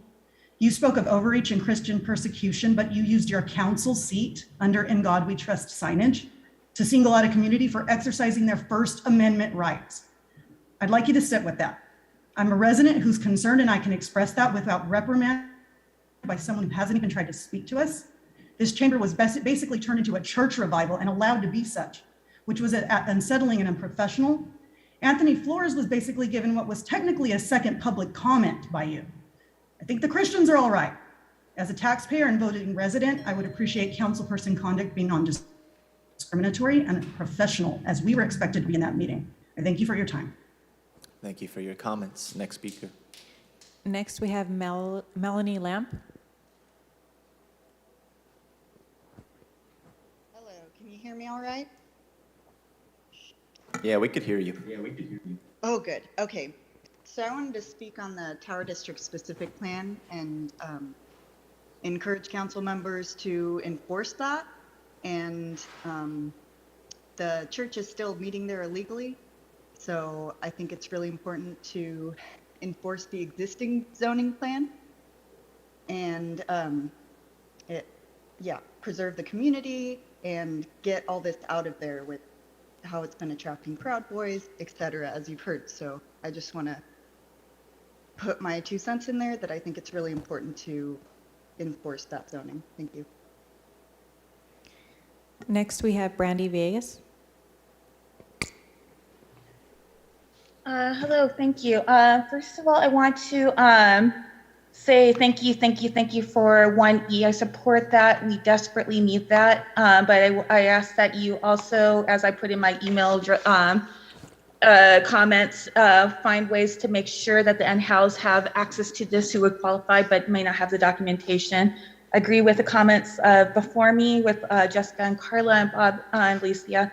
And I want to pick up what Jessica said. A couple weeks ago regarding daily cleanups, I had friends who recently lost their place to stay. They were trying to move their belongings, but it was taking time. They were waiting for one parent's mother to come and help them move them stuff when the homeless task force, I know it's a heart team, but they behaved like the old task force, came. They didn't allow them time to wait for their mother to come to move their stuff and threw out multiple coolers full of food for themselves and their dogs that they just bought with their assistant money. And then I talked to them like a week later, and they weren't going to have money for weeks for food. How is this helping? They have no place to go. This was around the time where Arias and other people, when we were bringing up the encampment moratorium, saying like how should the community deal with these encampments and people passing by them, as well as Soria and today people asking about encampments we dealt with. But people, like was said before, they're pushed. Cindy said that they were pushed from somewhere else, and they have no place to go. They have no options for shelters, and they're moved from one place to another, and then they're moved into these places where you protest them being there. And the excuse is always they can't be here, but they're not given an option. And when it gets 100, they say that they're going to be able to, they can pack up and then just, be there at night and pack up in the daytime. But when it's 105 or they need to go and access services, this doesn't work. You recognize that people are at risk of losing housing during rental burdens, but once they're on the street, they simply become a burden. And when you talk about people needing to be cleared from a camp, think about those who are facing. You mentioned about the cleanup on Shields and Valentine. Arias, you told me that they are next on the list for shelters, and I'm concerned because there is a motel closing, but please, and that in the meantime, they'll be given receptacles to clean up. Please stand by that. Do not move them without, please ensure that rooms are guaranteed before they have to move. And ensure, and also consider this with, You could please wrap up your comments, Brandy? oh yeah, I'm so sorry I went over, but yes, please, no more cleanups. It's not helping them, it's not helping our city. Thank you. Next, we have Des Martinez. Hi, can you hear me? We could hear you, Des. Go ahead.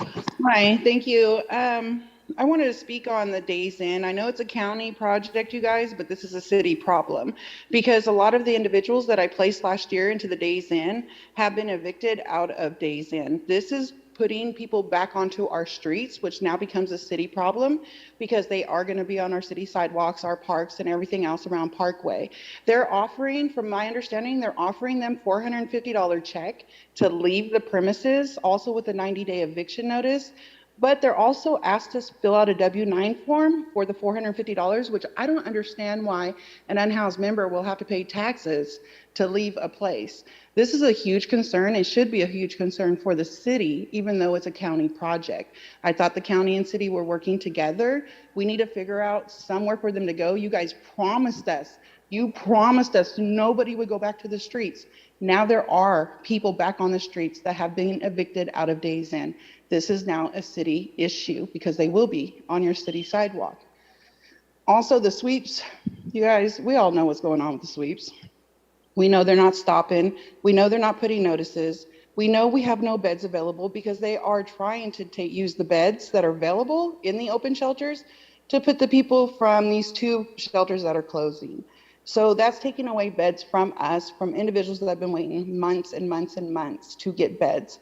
If the city needs to please step up and do something, especially for that district, it is overwhelming. People are getting kicked out at night. People are being kicked out just because they're closing. This is ridiculous. Like, we need help now and not later, and we need to hold you guys accountable for the promises you made to us when you put these motels there and knew you guys were going to change them into studio apartments, that you guys promised us no one will be put back to the streets. I promise, no one. It's happening. What happened to your promise? So I am going to hold the city accountable for the promises they made, even though it's a county building. Work something out. Work something out. Don't offer $450 check to somebody who has no money, knowing they're going to take it, but then turn around and ask them to fill out a W-9 form and have them go back to the streets. Motel rooms are now $110 a night. You all know this. There's no way $450 is going to last a week to an unhoused member. So please, please reach out to the county. The city needs to step in and do something because these individuals are on the streets and now they're getting swept all over again. Thank you. And lastly, we have Haley White. Okay, hi everyone. First, I just want to second everything that Brandy, Bob, and Des talked about, but then I want to also go on and be on record about the Tower Theater situation. In motion to strike documents that were recently filed with the court, there are letters from Bill Richardson talking about escrow failing and plans to move forward with a different route that included taking on all expenses, liabilities, and attorney fees for Lawrence and taking on the fight against Sequoia themselves and paying Lawrence Abbott to continue running the production company. So this feigned outrage that they have is it's all the same feigned outrage they have about a few signs from one man who had the absolute American right to say those signs and then act as though this isn't a multifaceted, very complex community issue that has more than one reason for people being out there. I want to echo Elisa Rodriguez's comments about Mr. Butterfield's behavior during all this. We know this is the man who fought for the "In God We Trust" sign behind all of your heads in council chambers, who takes part in anti-reproductive care rallies on city property, and then has the gall to talk about equality when it comes to raising pride flags. Save Tower residents have, as Mr. Arias said at that last meeting, spoken up in larger numbers about protecting Tower in email format, in e-comment format, in public comment throughout the past year and a half. We've seen this at city council meetings and in all of the discovery that is available for the Freedom of Information Act. There are multiple residents, many talking about how they are Christian. We've consistently shown we are an eclectic mix of citizens that include members of all faiths and no faiths and a wide variety of ethnicity, age, gender, and walk of life. And Mr. Bredefield still got up after council, still had a public press conference himself, and then perpetuated the lie that Adventure Church has been perpetuating, Adventure Church leaders, I should say, that we are all a bunch of racist, God-hating radicals. So I would expect more of city council members. I think that that is disgraceful to your seat. It's disgraceful to the people from your district who I have seen write in letters to you. And it's also a disgrace to the God you claim to represent. Thank you. Thank you. Next, we have Preston Moore. Yes, hello. Can you guys hear me okay? We could hear you, Preston. Okay, perfect. So again, I'm calling about, in particular, the intersection at the corner of Shields and Valentine. I appreciate the work you guys are doing there. I understand that a day is coming when that area will be cleaned up. What I'm asking for and all I'm looking to see is more of a long-term solution to this issue. The field right across the street from that corner, they've put poles, not a fence, but poles around the entire field, which would prevent these RVs from being on the property. That's my biggest concern, is the RVs that are on this property. We're talking about old RVs with expired tags. You guys did a great job putting a sign there that's saying if you guys park there, the vehicles will get towed, you're not supposed to be there, but the people don't, it's like it's not there, and the rules are not being enforced. There's trailers that have been parked there for months, for going on well over 6-8 weeks, right in front. Like, we're talking about 20 feet off of Shields, 20 feet off of Shields. Why aren't these vehicles towed? I don't understand. I know it's a difficult, complex issue. All I'm asking is that you guys protect the people in that community. There's hundreds of families in that community. There's hundreds of people in the city of Fresno who drive past that intersection every day, and the people there just deserve better than that. And again, I'm sorry for the extra noise here, but as Gabriel mentioned weeks ago, I would ask as well too that you guys don't overburden District 3 with this problem. There's already enough issues going on. They should be somewhere, I think, in my opinion, in a place where they can receive the help that they need, not in an area that is already struggling in certain areas. And that's what I would like to see as somebody who is, a property owner in the area, someone who lives in the area, someone who takes care of people in this area. I just believe that people should not have to move to other parts of Fresno, notably North Fresno or Clovis, to have a good quality of life. That's all I have to say. Next, we have Ruben Espinoza. Hello, my name is Ruben Espinoza, and I'm a policy advocate with Fresno's Barrios Unidos. And today I wanted to comment on item 1T, the militarized equipment funding and acquisition policy. Just wanted to state a major concern is that the Fresno Police Department is, or when any police department is using militarized weapons, wanted to say that this policy and authorized uses are very broad. The policy lists the equipment used, but does not give specific parameters of how they are intended to be used and what the authorized usage and what will not be authorized. What I also was going to say was that that the proposed policy should describe uses that are not authorized. For example, let's say the unmanned aerial vehicles or the drones for criminal investigation is not authorized without a warrant, or if it should specify if use of rubber bullets or chemical agents are not authorized when young children, elderly, or other vulnerable populations are present, or for crowd control. And then the next thing I also wanted to say is the concern is that The equipment is extremely dangerous, and this equipment can lead to a lot of serious community injury and death, especially we know that a lot of this equipment is deployed in neighborhoods of color. And so we would like to see a little bit more language that is more specific on how this equipment is going to be authorized and prohibited.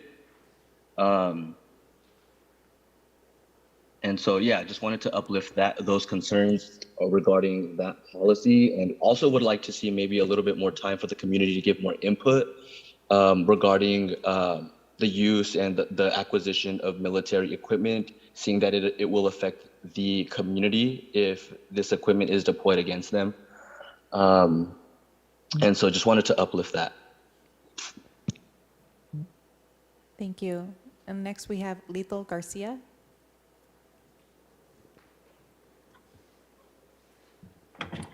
Local outreach worker for the unhoused here. Arias mentioned plan to clean up Shields and Valentine later this month. It was said that they are next to get shelter and they would have dumpsters for them to keep clean until then.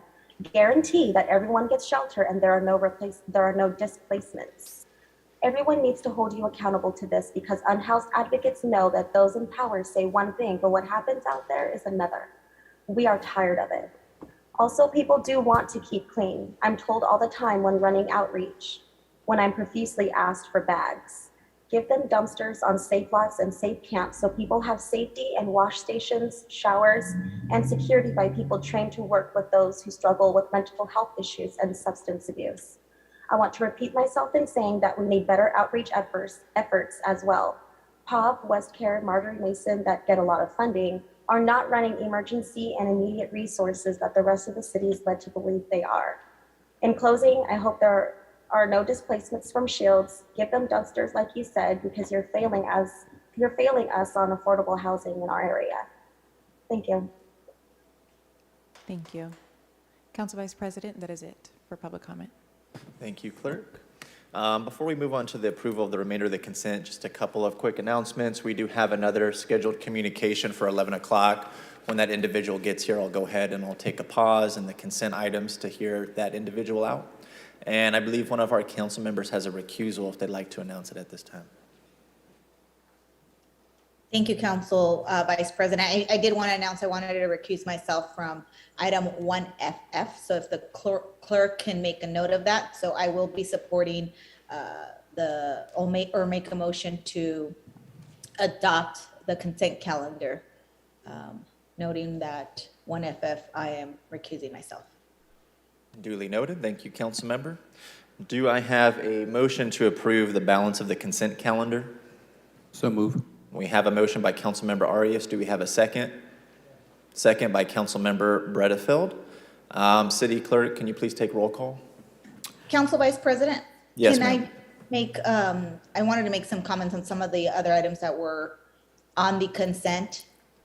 Is that okay? Sure, I'll allow it. Yeah, I just wanted to kind of highlight a couple other items that are items that I've worked on in the last few years. Happy to see 1S coming to the council and being hopefully adopted today, which is really for the benefit of the creation of the Housing Trust Fund, which I've been a big supporter since year one of my council service. And so glad that that's going to be finally established. Then two, I do want to thank folks on the Weldon and Van Ness future pocket park that is coming. 1Y will allow one of the first phases to begin, which is the vacation of the right turn lane in that corner. Just super excited about the opportunity to provide green space to an area that is considered a park desert.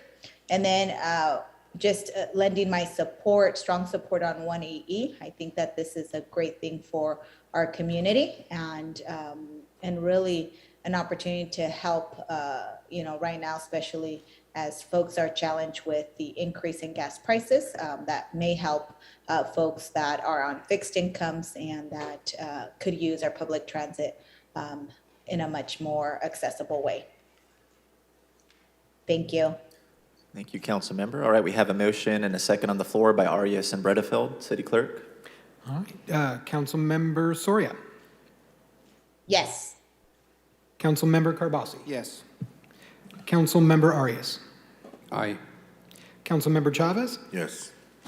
Councilmember Bredefeld. Yes. Vice President Maxwell. Aye. And Council President Esparza. Aye. 7-0. All right, thank you, City Clerk. We'll go ahead and we'll tackle our contested consent calendar at this time. We'll go in the order in which they were pulled, starting with 1B as in boy, which was pulled by Councilmember Arias. Just have a clarifying question for staff. I know the printing presses need to be removed, and we're rejecting the bids. When do you anticipate going out to rebid? Good morning, City Council. Brock Buki, Director of Public Utilities. Soon after we do the rejection of this motion, we'll restart the effort and get the appropriate contracts to work with. How long do you anticipate that's going to take? Probably 2 or 3 weeks at the most. Okay. With that, I'll make a motion to approve. We have a motion on the floor by Councilmember Arias. I will second that motion. Is there, any comments from any of my other colleagues? City Clerk? This is for 1B, Councilmember Soria. Yes. Councilmember Carbasi. Yes. Councilmember Arias. Yes. Councilmember Chavez. Yes. Bredefeld. Yes. Vice President Maxwell. Aye. And Council President Esparza. Aye. 7-0. All right, next up in the queue, we have... Council Vice President, really quick. I neglected to send an email out on this yesterday, and I apologize. On the 1B item? Sort of, maybe. Brock Buki is our new Public Utilities Director. He has been filling in on an interim basis, and yesterday I appointed him as the permanent Public Utilities Director. So I should have sent you all an email. I apologize. It just happened yesterday. So, Brock, thank you for accepting. Congratulations, Brock. Now, just give me those downtown garbage compactors, Brock. It's been 3 directors. My condolences, Brock. About to You get a have lot deal of with phone the calls and council emails, now. Brock. Thank you, congratulations. Next up, we have item 1L as in Lincoln, pulled by Councilmember Arias. Yeah, Council President, I just have one clarification for our staff. You know, the mayor very publicly supported online gaming initiative. I received some, mailers and saw some commercials that was a surprise to us. But I want to be crystal clear that this consulting contract that the city is funding would not be used towards any advocacy or lobbying on the online gambling. Is that correct? That is correct.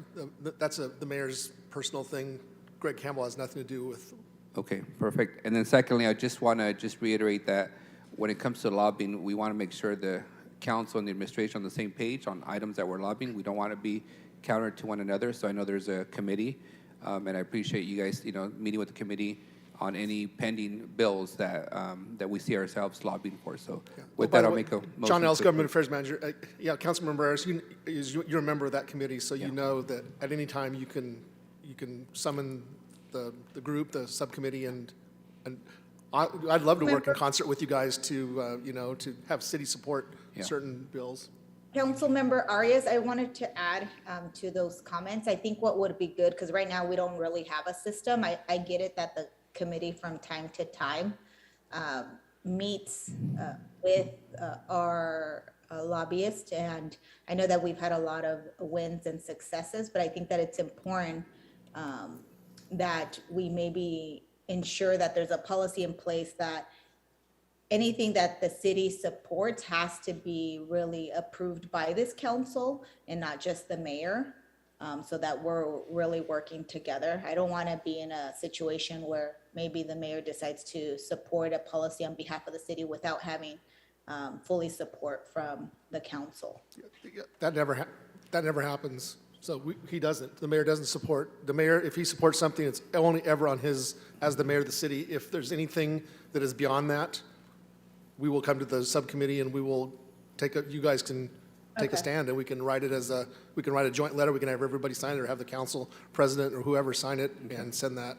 Thank you, John. And I did have a good experience with Greg Gamble last year when we were advocated against a change in the taxation and revenue That's formula. right. That's right. For Yes. distribution centers. So Member Chavez, Soria, and I, and the mayor went to Sacramento at the League of Cities to fight for that to be killed at the floor of the League of Cities meeting. So I do appreciate the importance of having his presence in Sacramento. Just want to make sure that it's not interpreted that, you know, any position the mayor takes, like, for example, on online gaming, is a position of the city and one that the city is paying for. Right. So with that, I'll make a motion to approve. Second. We have a motion by Councilmember Arias and a second by Councilmember Chavez. I did see Councilmember Carbasi queued up. He's no longer queued up. Councilmember Chavez? Yeah, just some really brief thoughts. And John, I think what would also be helpful going forward would be exactly what my colleagues described, setting up a process, and not just with the committee, but also letting the other council members know what position the city will be taking. So maybe on your end, you could do a summary report and send that, whether it's bi-monthly or quarterly or right before the legislative session is about to begin, and introduce bills and things of that sort. I think that would be helpful. Well, I do send out those monthly reports. I mean, I know they're kind of dense, but, you know, we could always, you know, if you guys want to meet, I can always meet too. And not so much a summary, John, of everything that's going on, but more specific on what the city of Fresno will be engaging in. That I think will focus it a little bit better and make it clear. Because, I mean, I'm sure, you know, we get a ton of documents and emails sent to us, but this will be the official positions that the city will be taking. And then so we're all on the same page. There might be a time when the mayor takes a position that's on his own, and then also individual council members might do that as well, too. Right. And just to keep the lines of communication open, it would be great if, you know, if you guys do, I mean, obviously it might be out here on the dais, so we would know, but, you know, if you, that way I know, that we all know what we're all up to. Right. We don't go at odds with each other. For example, no on the Fresno state tax and no on Measure C's renewal. Those kind of positions. I also wanted to add, Mr. Ellis, approving a $180,000 contract today. I expect this firm, Campbell, to be proactive and reach out to me. I shouldn't be the other way around, especially I'm vice president, I'm in leadership. I expect with this dollar amount for this contract to have a very proactive firm reaching out on a regular basis. Okay, so Council Vice President, what would that entail? Do you want Greg Campbell to be, I mean, I don't understand quite what you're asking for. So what do you want out of? I mean, he could sit around and wait for me to schedule something, but I think if we're putting out a contract, he should be reaching out to my office to set up regular meetings. So, okay, well, that's, okay, so how often? Simple request, but I want to make it clear. Monthly, what do you want? He could reach out to me and we could arrange that. Okay. Thank you. All right. Thank you, Director. Next up, we have Councilmember Bredefeld. Yeah, I also want to make sure that information doesn't just go to a subcommittee. I want to know the information as well. I'm not sure the information will flow as easily as it would coming from you, John. And so, and I am, of course, supporting this now. I'm buying into that there's some benefit from doing this, and so I'm going to support this. And so I want to also get the same information. I don't need Mr. Campbell to call me and set up meetings and, you know, do any of that. But I do want to know about information that comes from him, not to just flow to the mayor's office, but also for all council members to know what's going on as well. Absolutely. Okay. And as you guys all know, I know we all know each other personally, so my door is open at any time as well. Email, personal visits as well. So, well, but I will. You know, leadership may want you to set up a meeting with your office and the leadership. Leadership. Yeah. Leadership. That's right. Yes, leadership.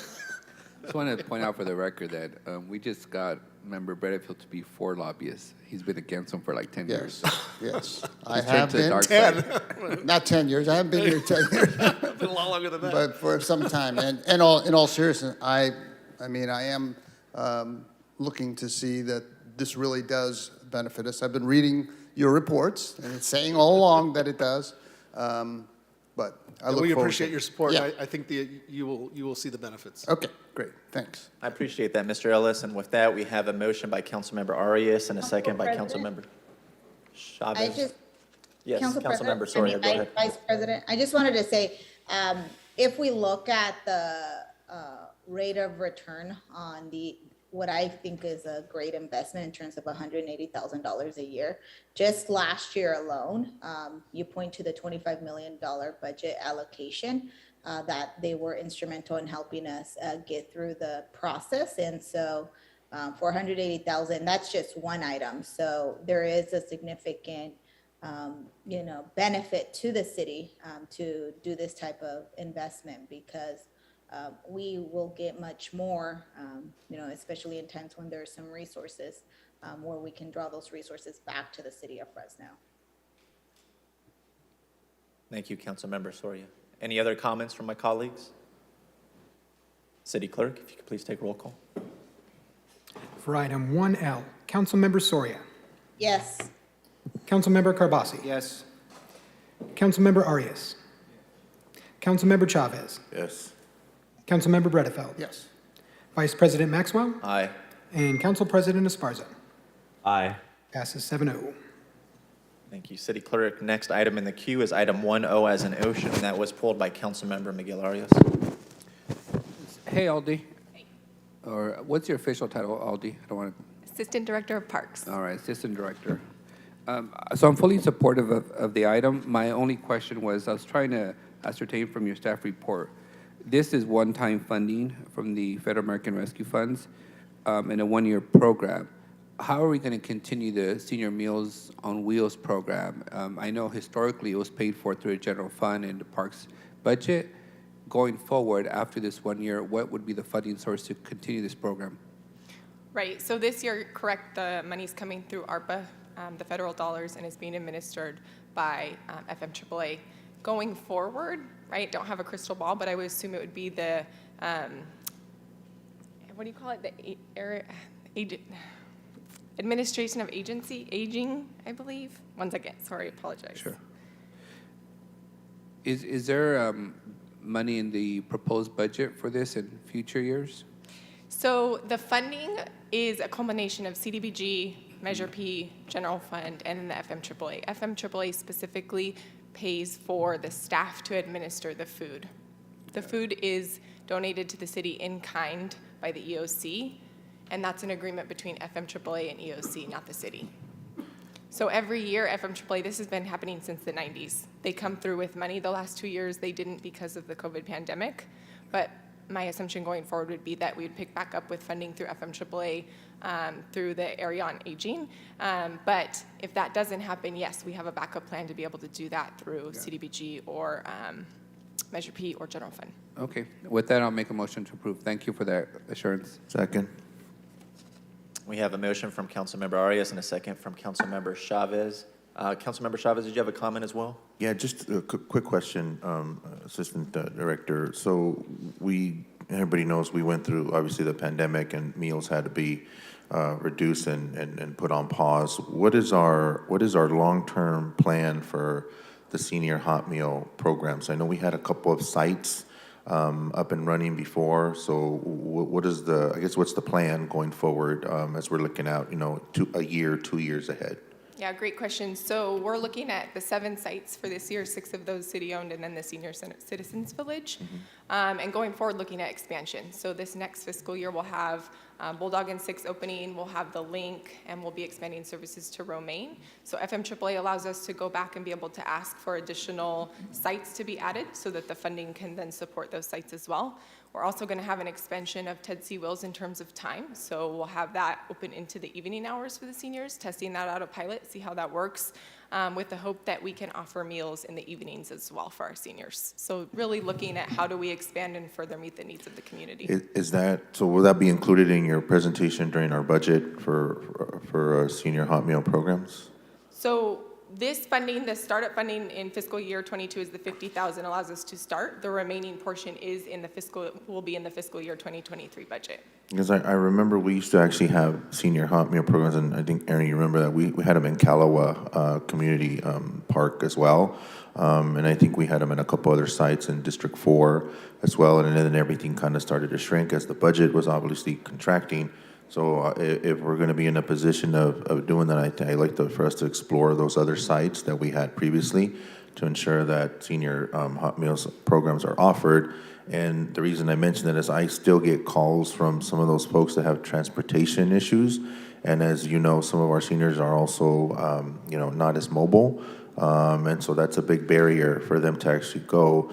I do have just one last question on our policy for meals being taken from the center to their home? What are the restrictions or, parameters for that program? So FMAAA doesn't allow us to take the meals off-site. They give you 30 minutes to serve the meals there, and that's for the safety of the participants. They do, however, offer the at-home program, which is what was supplemented during the time of the COVID pandemic. So the city wasn't involved in that. FMAAA did the meals for the participants at home. They do continue to offer that, though. So if folks want to be enrolled in that program and they are eligible, that is an option for them. So, and I actually sit on the city rep for the FMAAA. We're having those conversations. I don't want to say something that's not aligned with what the city is going to be working on. I think we should request some flexibility with that and allow some of those seniors to take those meals home. There have been situations where I know oftentimes meals are either thrown away or not utilized.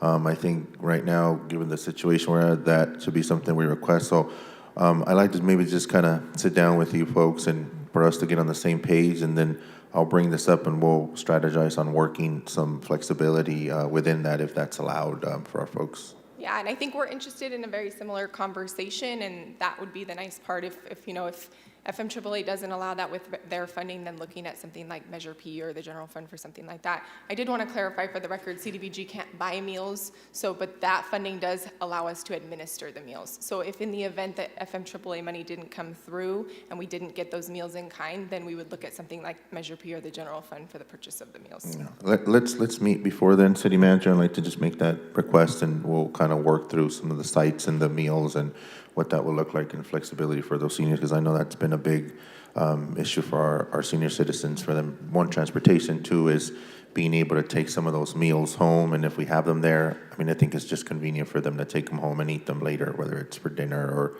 at another time for them. Aaron, did you want to add? Aaron Aguirre, Parks Director. Councilmember Chavez, we have talked to FACTS about possible transportation options for some of our guests as we've gone through and visited the sites. That has been a common question and theme amongst our guests, so we are looking at options for transportation. Okay, great, thank you. With that, I'll yield my time, Vice President. Any other comments? Thank you. Okay, we have a motion and a second on the floor. City Clerk? 1-0, Councilmember Soria. Yes. Councilmember Carbasi. Yes. Councilmember Arias. Yes, let's feed our seniors again. Councilmember Chavez. Yes. Councilmember Bredefeld. Yes. Vice President Maxwell. Aye. And Council President Esparza. Aye. Passes 7-0. Thank you. We have a special guest speaker that we can't hear until 11 o'clock, so we're going to try to tackle this last contested consent item before then. That's item 1U as in union that was pulled by Councilmember Arias. Thank you. I have some significant concerns with the staff's recommendation on this item. This is, for the context of the public, this is the item that allows us to clean up the freeways from trash. This item does have history. When initially it was put out to bid, probably a year or more ago, the council took the action to award it to a local bidder, which was not the lowest bidder, but we're trying to prioritize local companies in the pandemic. And even now, staff recommended that we must award it to the lowest bidder. So the city went ahead and pursued awarding to the lowest bidder. Now with this new RFP, the lowest bidder is not being recommended. The lowest bidder also happens to be a local company, yet it's not being recommended. Based on the staff report that I read, you're simply suggesting that you're going with not the lowest bidder based on the fact that they're currently doing the work and they have experience doing the work. But I have a concern with that. So I'm not in a position to support staff's recommendation at this time. I would actually like to make a motion to approve and award the bid to the lowest bidder that also happens to be a local company. I'll second that. Council Vice President. Yes, Councilmember Soria, you have the floor. Yeah, I also wanted to, say that I actually support moving that we award the contract to our local business here in Fresno. I think that it is important and critical that that we do that because the dollars circulate in our local economy. I think what's critical, I know that the remark that was made in the bid document says that the only reason is because of experience. But I will tell you that in order to gain experience, you have to be given the opportunity. And there's no better way to support, minority-owned businesses than to give them a shot at doing it. If they can get the proper insurance, the proper liability insurance, and mechanisms to, fulfill the contract, which from the comments, it didn't make any reference to them not being able to do it. So that's why I want to support awarding the contract to the lowest bidder and our local business, minority-owned business, Scrub Can Inc. And I do want to add for the record that the lowest bidder in this case is also the contractor who took over the contract cleaning up this building after we had some really bad service for a while. And they've done an amazing job. So I don't know if there's anything different from city staff, but, the building is better maintained than it's been. So I think we have a local company. They submitted the lowest bid. They have good experience with the city and performing well. So that's why I'm pursuing this motion. I think our city attorney has a comment he'd like to make. Yes, Council. I want to remind you on this type of contract, you can award on the basis of best value. And you can take a number of factors into consideration as to what is best value, not necessarily lowest bid. Thank you, city attorney. Councilmember Bredefield. I'd like to yield to the city manager because I want to hear what she has to say, and then if I could, follow her. Okay. Okay. So, council members, I too, when this came before me, I struggled with the local aspect. Totally agree. Scrub Can has done an amazing job in our city facilities. The bids were fairly close in price. The item that swayed me is doing cleanup on the freeway with cars whizzing by at 80 miles an hour is a little bit different than the safety of the building. So that is why to the city attorney's point you can consider more than just the price. The experience of safely operating on the freeways is what gave me a comfort level to say, yeah, okay, I can support staff's recommendation. But having said that, it was the safety on the freeway issue, the experience of them working on the freeway.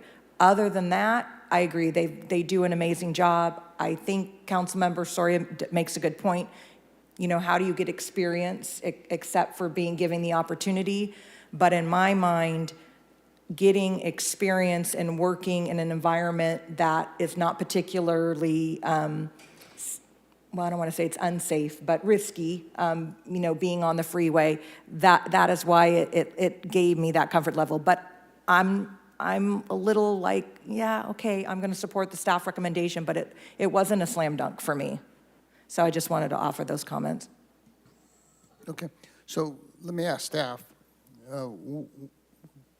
with all of these issues in mind, what led staff to specifically choose landscape? So good morning, Council. Brian Russell from Public Works. We also have Jason Mao, Chief of Operations from Caltrans, available for any questions that you may have. But really, to the city manager's point, it was just experience working on the mainline freeway. We believe Scrub Can is a legitimate, janitorial contractor. We applaud them. We are appreciative of them bidding on the contract, and they satisfied all the purchasing requirements in their submittal for this bid. So really come down to experience. So landscape has the experience doing this on the highways, but Scrub Can does not. That is correct. Landscape's been doing it for 27 years on the highways. City manager, city attorney, the question I would have, is there some way we can be assured from Scrub Can that they're confident they could do this work, or was that already addressed in interviews and you didn't feel, or you just based it on the fact that landscape already had the experience? I mean, because the emphasis obviously is on trying to do a local business and give them the opportunity, but at the same time, as the city manager raises, I'm concerned about somebody who's been doing it for 27 years and somebody who just wants to enter the field, but if they could assure us that it would be safe for them to do so, I would be more inclined to support them. I'm not sure where that leaves us. The factual question would be for staff, but the contract documents, the bid specs normally say you're making a representation that you're qualified to do this work. Okay. And was there anything? Oh, I'm sorry. No, go ahead. I was going to say, I don't think that they would have bid on the work if they didn't think they could do it, but I just think in staff's evaluation, it just came down to that we have a comfort level and we know that the current vendor can do it and has been doing it and has experience, as opposed to letting a brand new onto the main line of the freeway. And I don't know if you want to ask, Caltrans their opinion, since generally speaking, freeways are their, their domain. But like, as you can tell, I'm not, I could have gone either way. That was the thing that tipped it over for me. Could Caltrans, you have them on the line, address some of these issues? Yes, we do. Jason Mao. One other point I want to make, it was a very difficult decision. It really came down to a 4% cost difference. And the experience just really is what... It's quite different, yeah, no question. Caltrans person, what's his name? Jason Mao. Jason, you've been listening to this. Do you have any input, obviously from your experience with many vendors working on the highways? Any thoughts on this? Well, good morning, council members. Can you hear me? Yes. Yeah, so I'm the chief of maintenance here at Caltrans 366. Caltrans, we really value the partnership with the city, with Beautify Fresno project off-ramp and this graffiti and now this litter agreement. But I am here to show some of my support for the selection of Landscape of America as the contract for just this litter agreement. Caltrans has been very happy with Landscape of America over the last 2 years. Their performance has been great. We not had any issues with them. And I do understand, the concerns with being out of town, but they're originally from Southern California doing litter abatement for along the freeways. They bring along all that experience. And with the last 2 years, they have performed great. They do hire locally. So, that I think that's a point that I do want to make. With the other contractors, when I reviewed this bid document, their experience was really janitorial service with minimal experience working next to traffic. So, that's a huge concern for me. Working in a building is a lot different than working next to traffic, especially high-speed traffic. Maybe a better solution would be for the company to start with maybe working with the local roads instead of next to high-speed traffic that goes 70, 80 miles an hour. So, safety is Caltrans' #1 priority. And I think experience is important when you're working next to high-speed traffic. And Landscape America has a very good operation that they've refined over years working in Southern California and working in District 6 in the last 2 years. So I just feel the cost is just negligible compared to the risks. Okay, I appreciate that. That's helpful. And is there, city attorney, let me first ask, does Landscape, are they just hiring locally? Are all the folks local that they do hire? That is correct. Assistant Director, just for the folks watching at home, if you could just speak a little closer to the microphone. Thank you. Yes, they are all local employees. They're all local employees. Okay, correct. so we're accomplishing the goal, which is to have local people being hired. We're saying that Landscape has got some 20-some odd years of experience. Caltrans is recommending it for the safety issues. We understand that ScrubCan does great work here, and we want to help them and support them, and we will.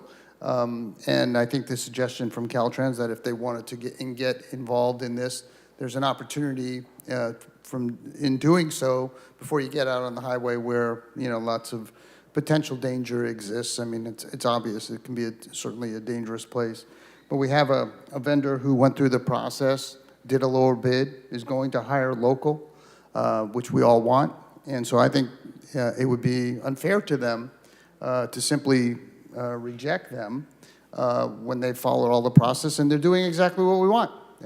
Clean up the highways, do it in a safe manner, and hire local people. They can't do any more. So I appreciate the sentiment. I mean, I really do. I think we all want to have local people hired, but we are having local people hired. So I can't support the motion. I really think we ought to be about fairness when people go through our processes, and they're doing everything we want to be safe, clean it up effectively, and hire locally.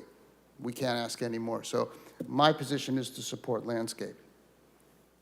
Before we go to a vote, Councilmember Chavez has a comment as well. Yeah, couple questions, actually. So I heard what the city manager said, and I think for a while there, I sounded like a broken record asking why didn't we have some local bids, local folks bid on this, and now we do. So I just want to make sure we all understand what we're voting on and what we're dealing with. So what is the time period for this contract that it would be in effect? I know the RFP went out, I think in February or March, but what would be the duration of this contract from what time to what time? So the initial term is 1 year with the option of 4 one-year extensions if the city so chose and the contractor was willing to extend. And when would that start, the start date of the new contract? Once council awards, then there's a process of getting all the contracts signed, insurance submitted, and all that stuff accomplished, and then there's a notice to proceed date, roughly 30 to 60 days. So 2 months out would be July, so to speak. Yeah, maybe even sooner. And it would run for 1 year from that date forward with a 4 one-year renewal option on that. Correct. Okay, I just want to make sure we have that. So those folks would be local.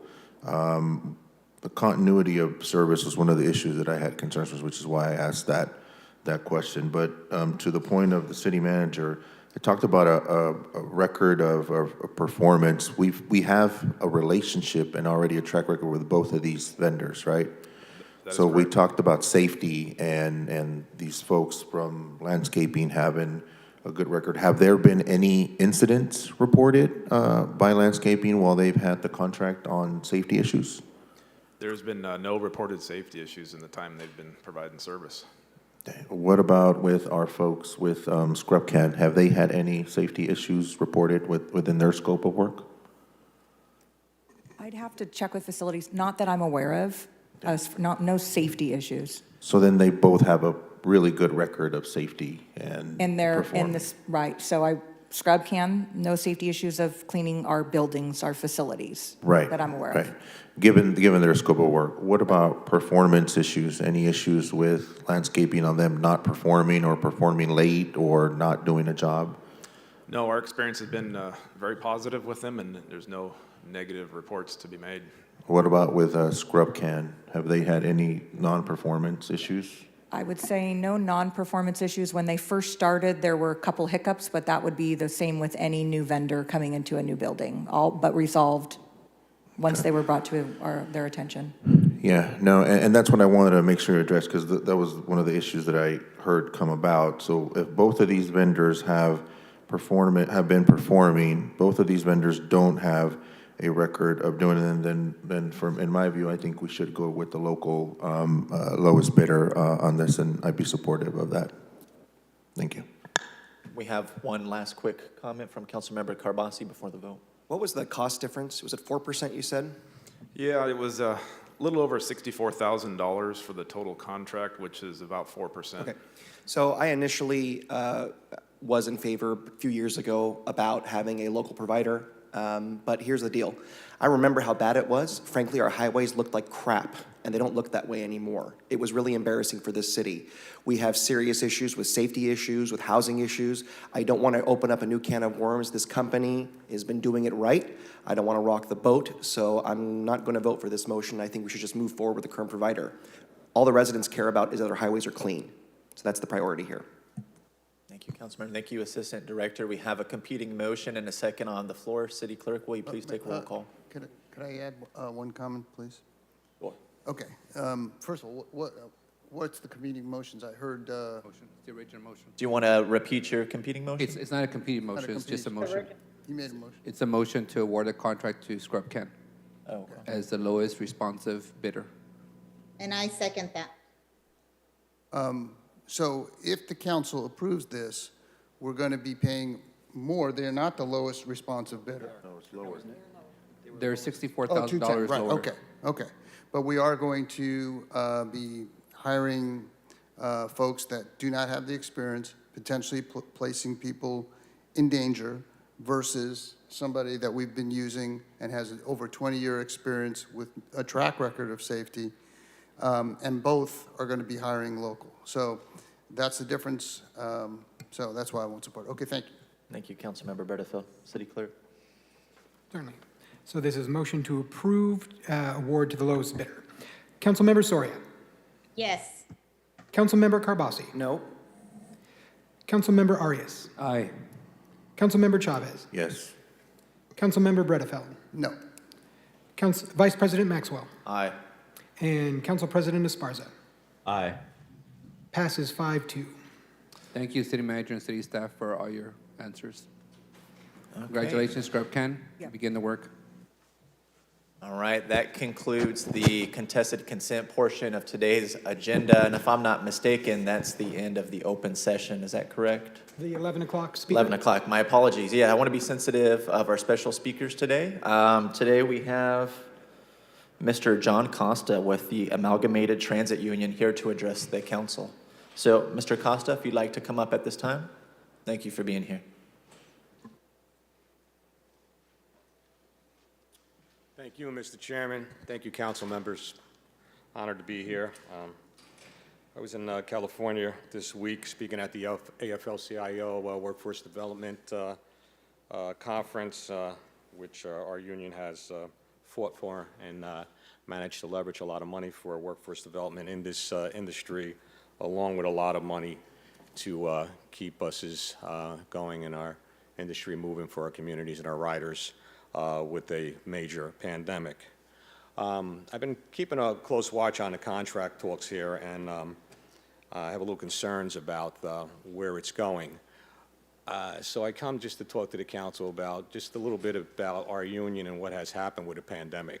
I mean, our members did not have the ability to work at home. They had to go out there and face a terrible pandemic with 220 of our members dying from this pandemic and 220 families that I had to call and give condolences to out of our 200,000 members, and tens of thousands were infected and sick.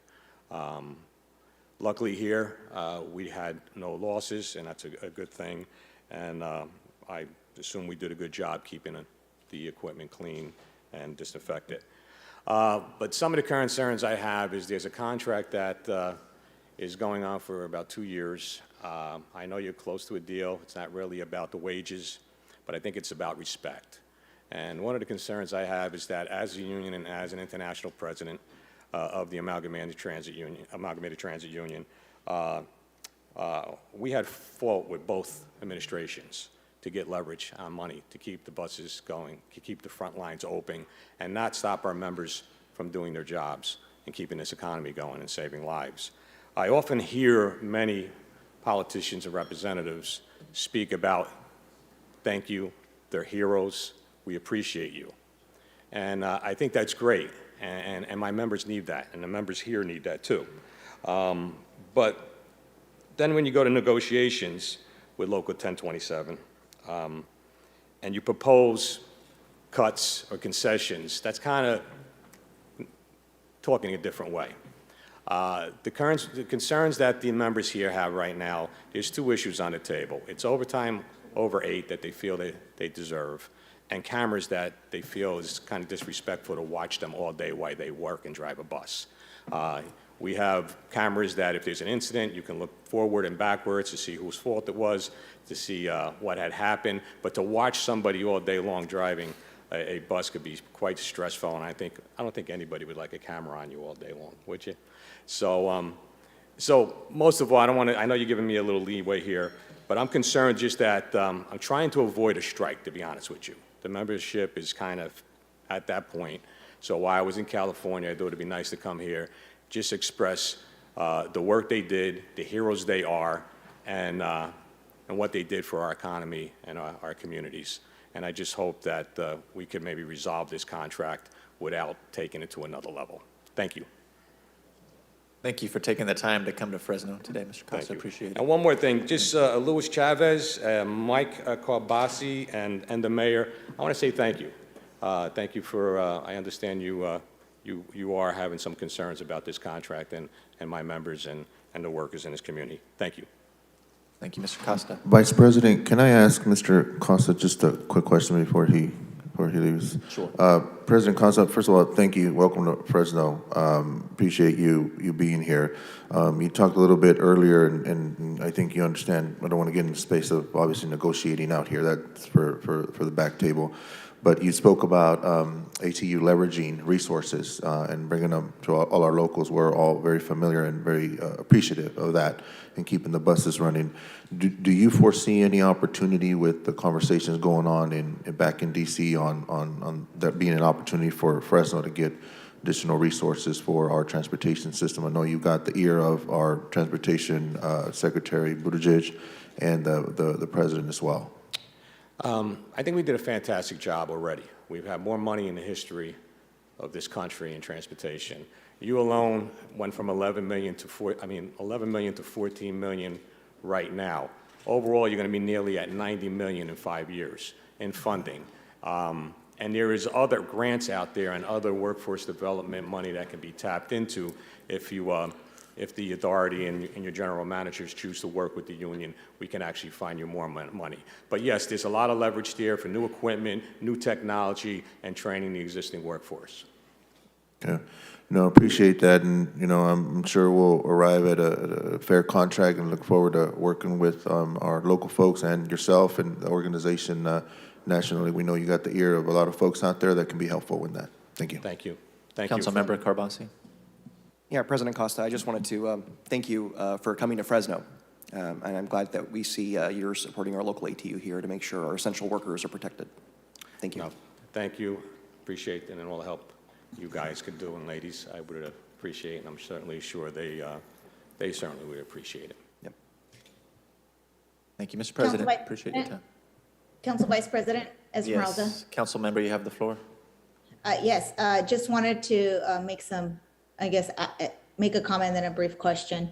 Thank you, Mr. Costa, for showing up to Fresno and representing the ATU folks. I don't think that you find up here on the dais that the other folks that weren't named are not concerned about what are some of the challenges that are being faced as we're negotiating a contract. So we're all supportive of our bus drivers. I think it's been very evident by all the previous contract negotiations that have been approved previously on this council.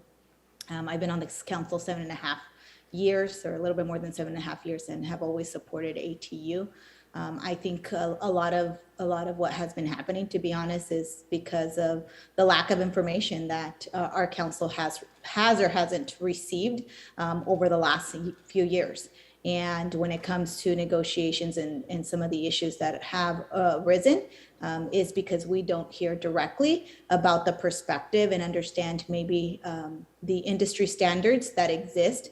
But I think with education, and I'm glad that you're here to show the support of the membership, I think it's important to understand that that if we don't get information from all parties, it's difficult to make decisions as a whole. So I am glad, I've had an opportunity to meet with folks over the weeks about, some of the concerns, and I'm hoping and I feel very confident that they will be addressed. But I did want to just kind of, for the record, ask you, I know that you mentioned that the video cameras is a big issue for the membership, and that no one wants to, as they're in their shift, want to have a camera recording every single move that they do, because I can understand how it can create stress.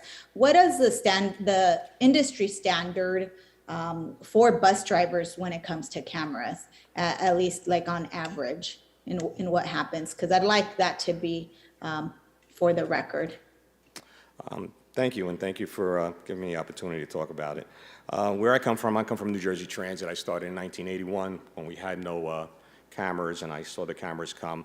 There's like a 15, 20 second forward and backwards, then it moved to 5 minutes, then it moved to 10. I think the standard here in California is like 30 minutes back and forth. That's the standard here. Another thing you brought up, Madam Councilwoman, I appreciate the industry, and I just want to say that the industry right now are not doing concessions. There's some, there seems to be every time you negotiate, we got to get something. And I've gone through a lot of contracts, talked to a lot of general managers, talked to a lot of governors, talked to a lot of mayors, and I think you did get something. You had your employees risk their lives out there in this industry, moving your communities, keeping nurses and supermarkets open, and stores open, and food markets open.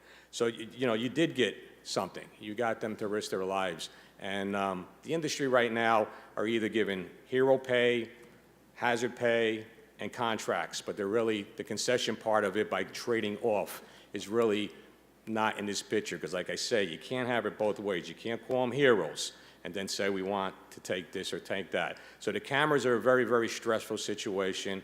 Overtime at 8 is pretty much the standard. And anything else that you'd like me to talk about, I will. I would certainly try to help out any industry patterns that are out there.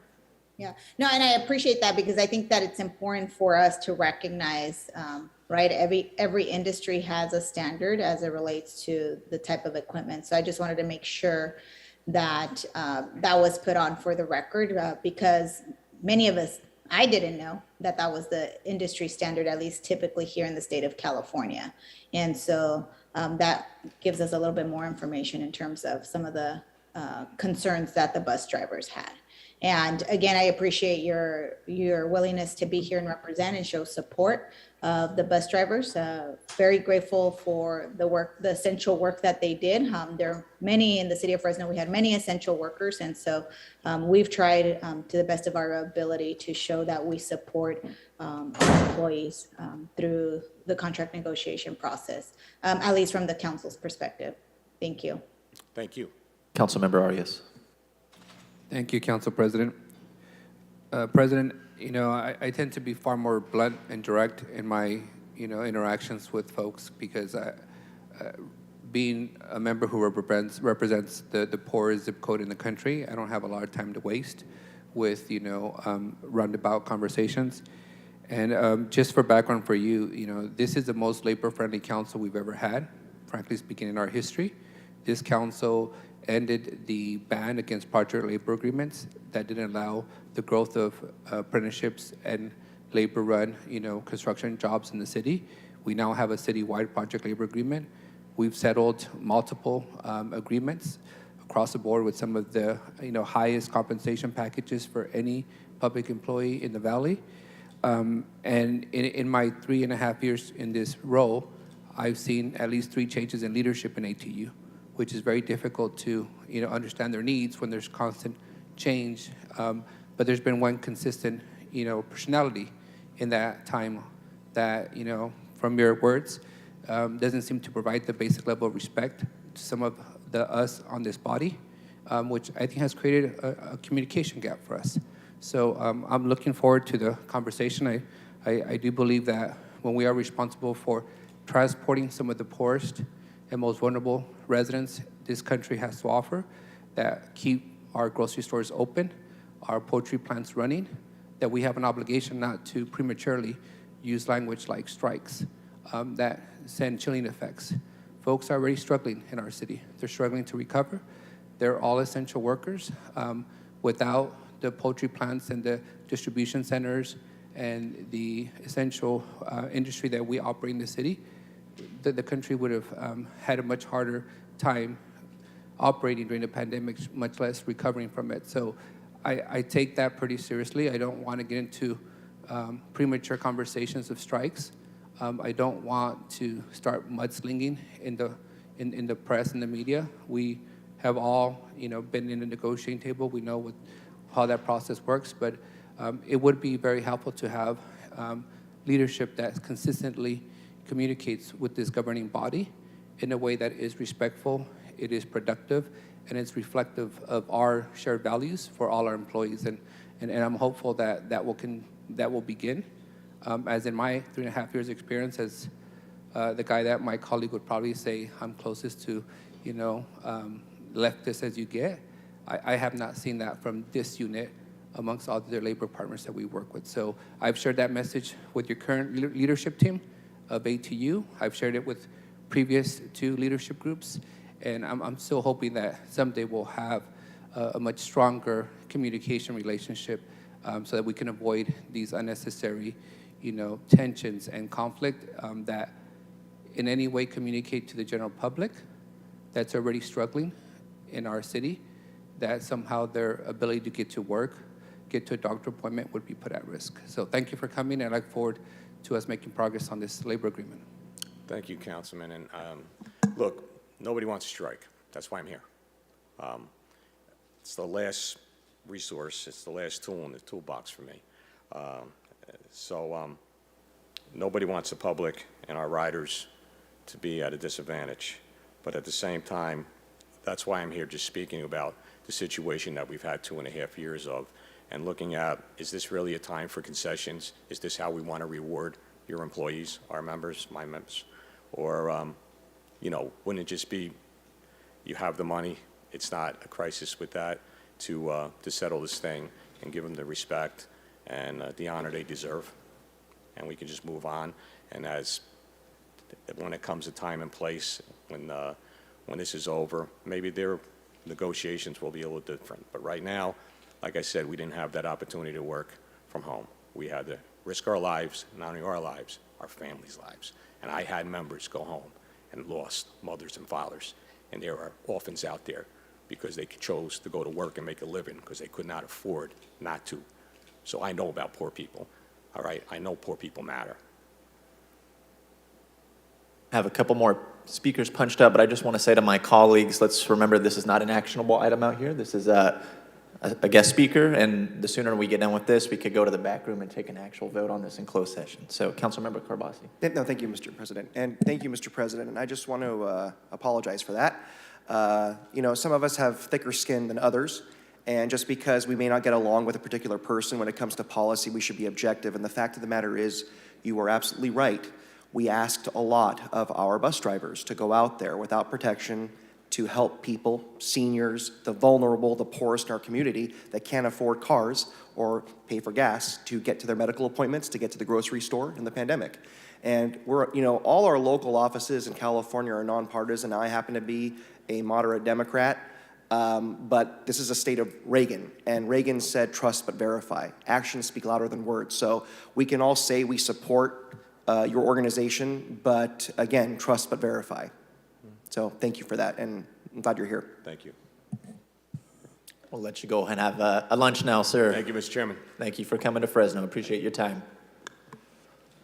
All right, colleagues, if I'm not mistaken, that brings us to the end of our open session. And just let the record show, my one day presiding over council, I'm getting us out of here before lunch. I would like to say, I would like for us to go to the closed session room and to hear as many closed session items as possible before we take a lunch. Any items that we don't finish before lunch, we could come back and tackle those afterwards. Do we have anything to report? Yes. Oh, thank you, City Attorney. Closed session, we have real property negotiation concerning the Wesley United Church potential park property, deciding whether to initiate litigation concerning China Revitalization, Inc., a code enforcement matter. Also, existing litigation concerning J&A Mash and Barrel and others. Also, 2 workers' compensation matters, employee Nadeau and Rogers. Also, labor negotiations concerning all of the listed bargaining units, and then public employee performance evaluation and considering the appointment for city attorney. Thank you, City Attorney. I do not know whether there will be any announcements afterwards. All right, meet you in the closed session room. How do we participate? We'll have a Zoom option available for you. The city clerk will send you the link, and you could join us in the TV in the closed session room, Councilwoman. Perfect, thank you.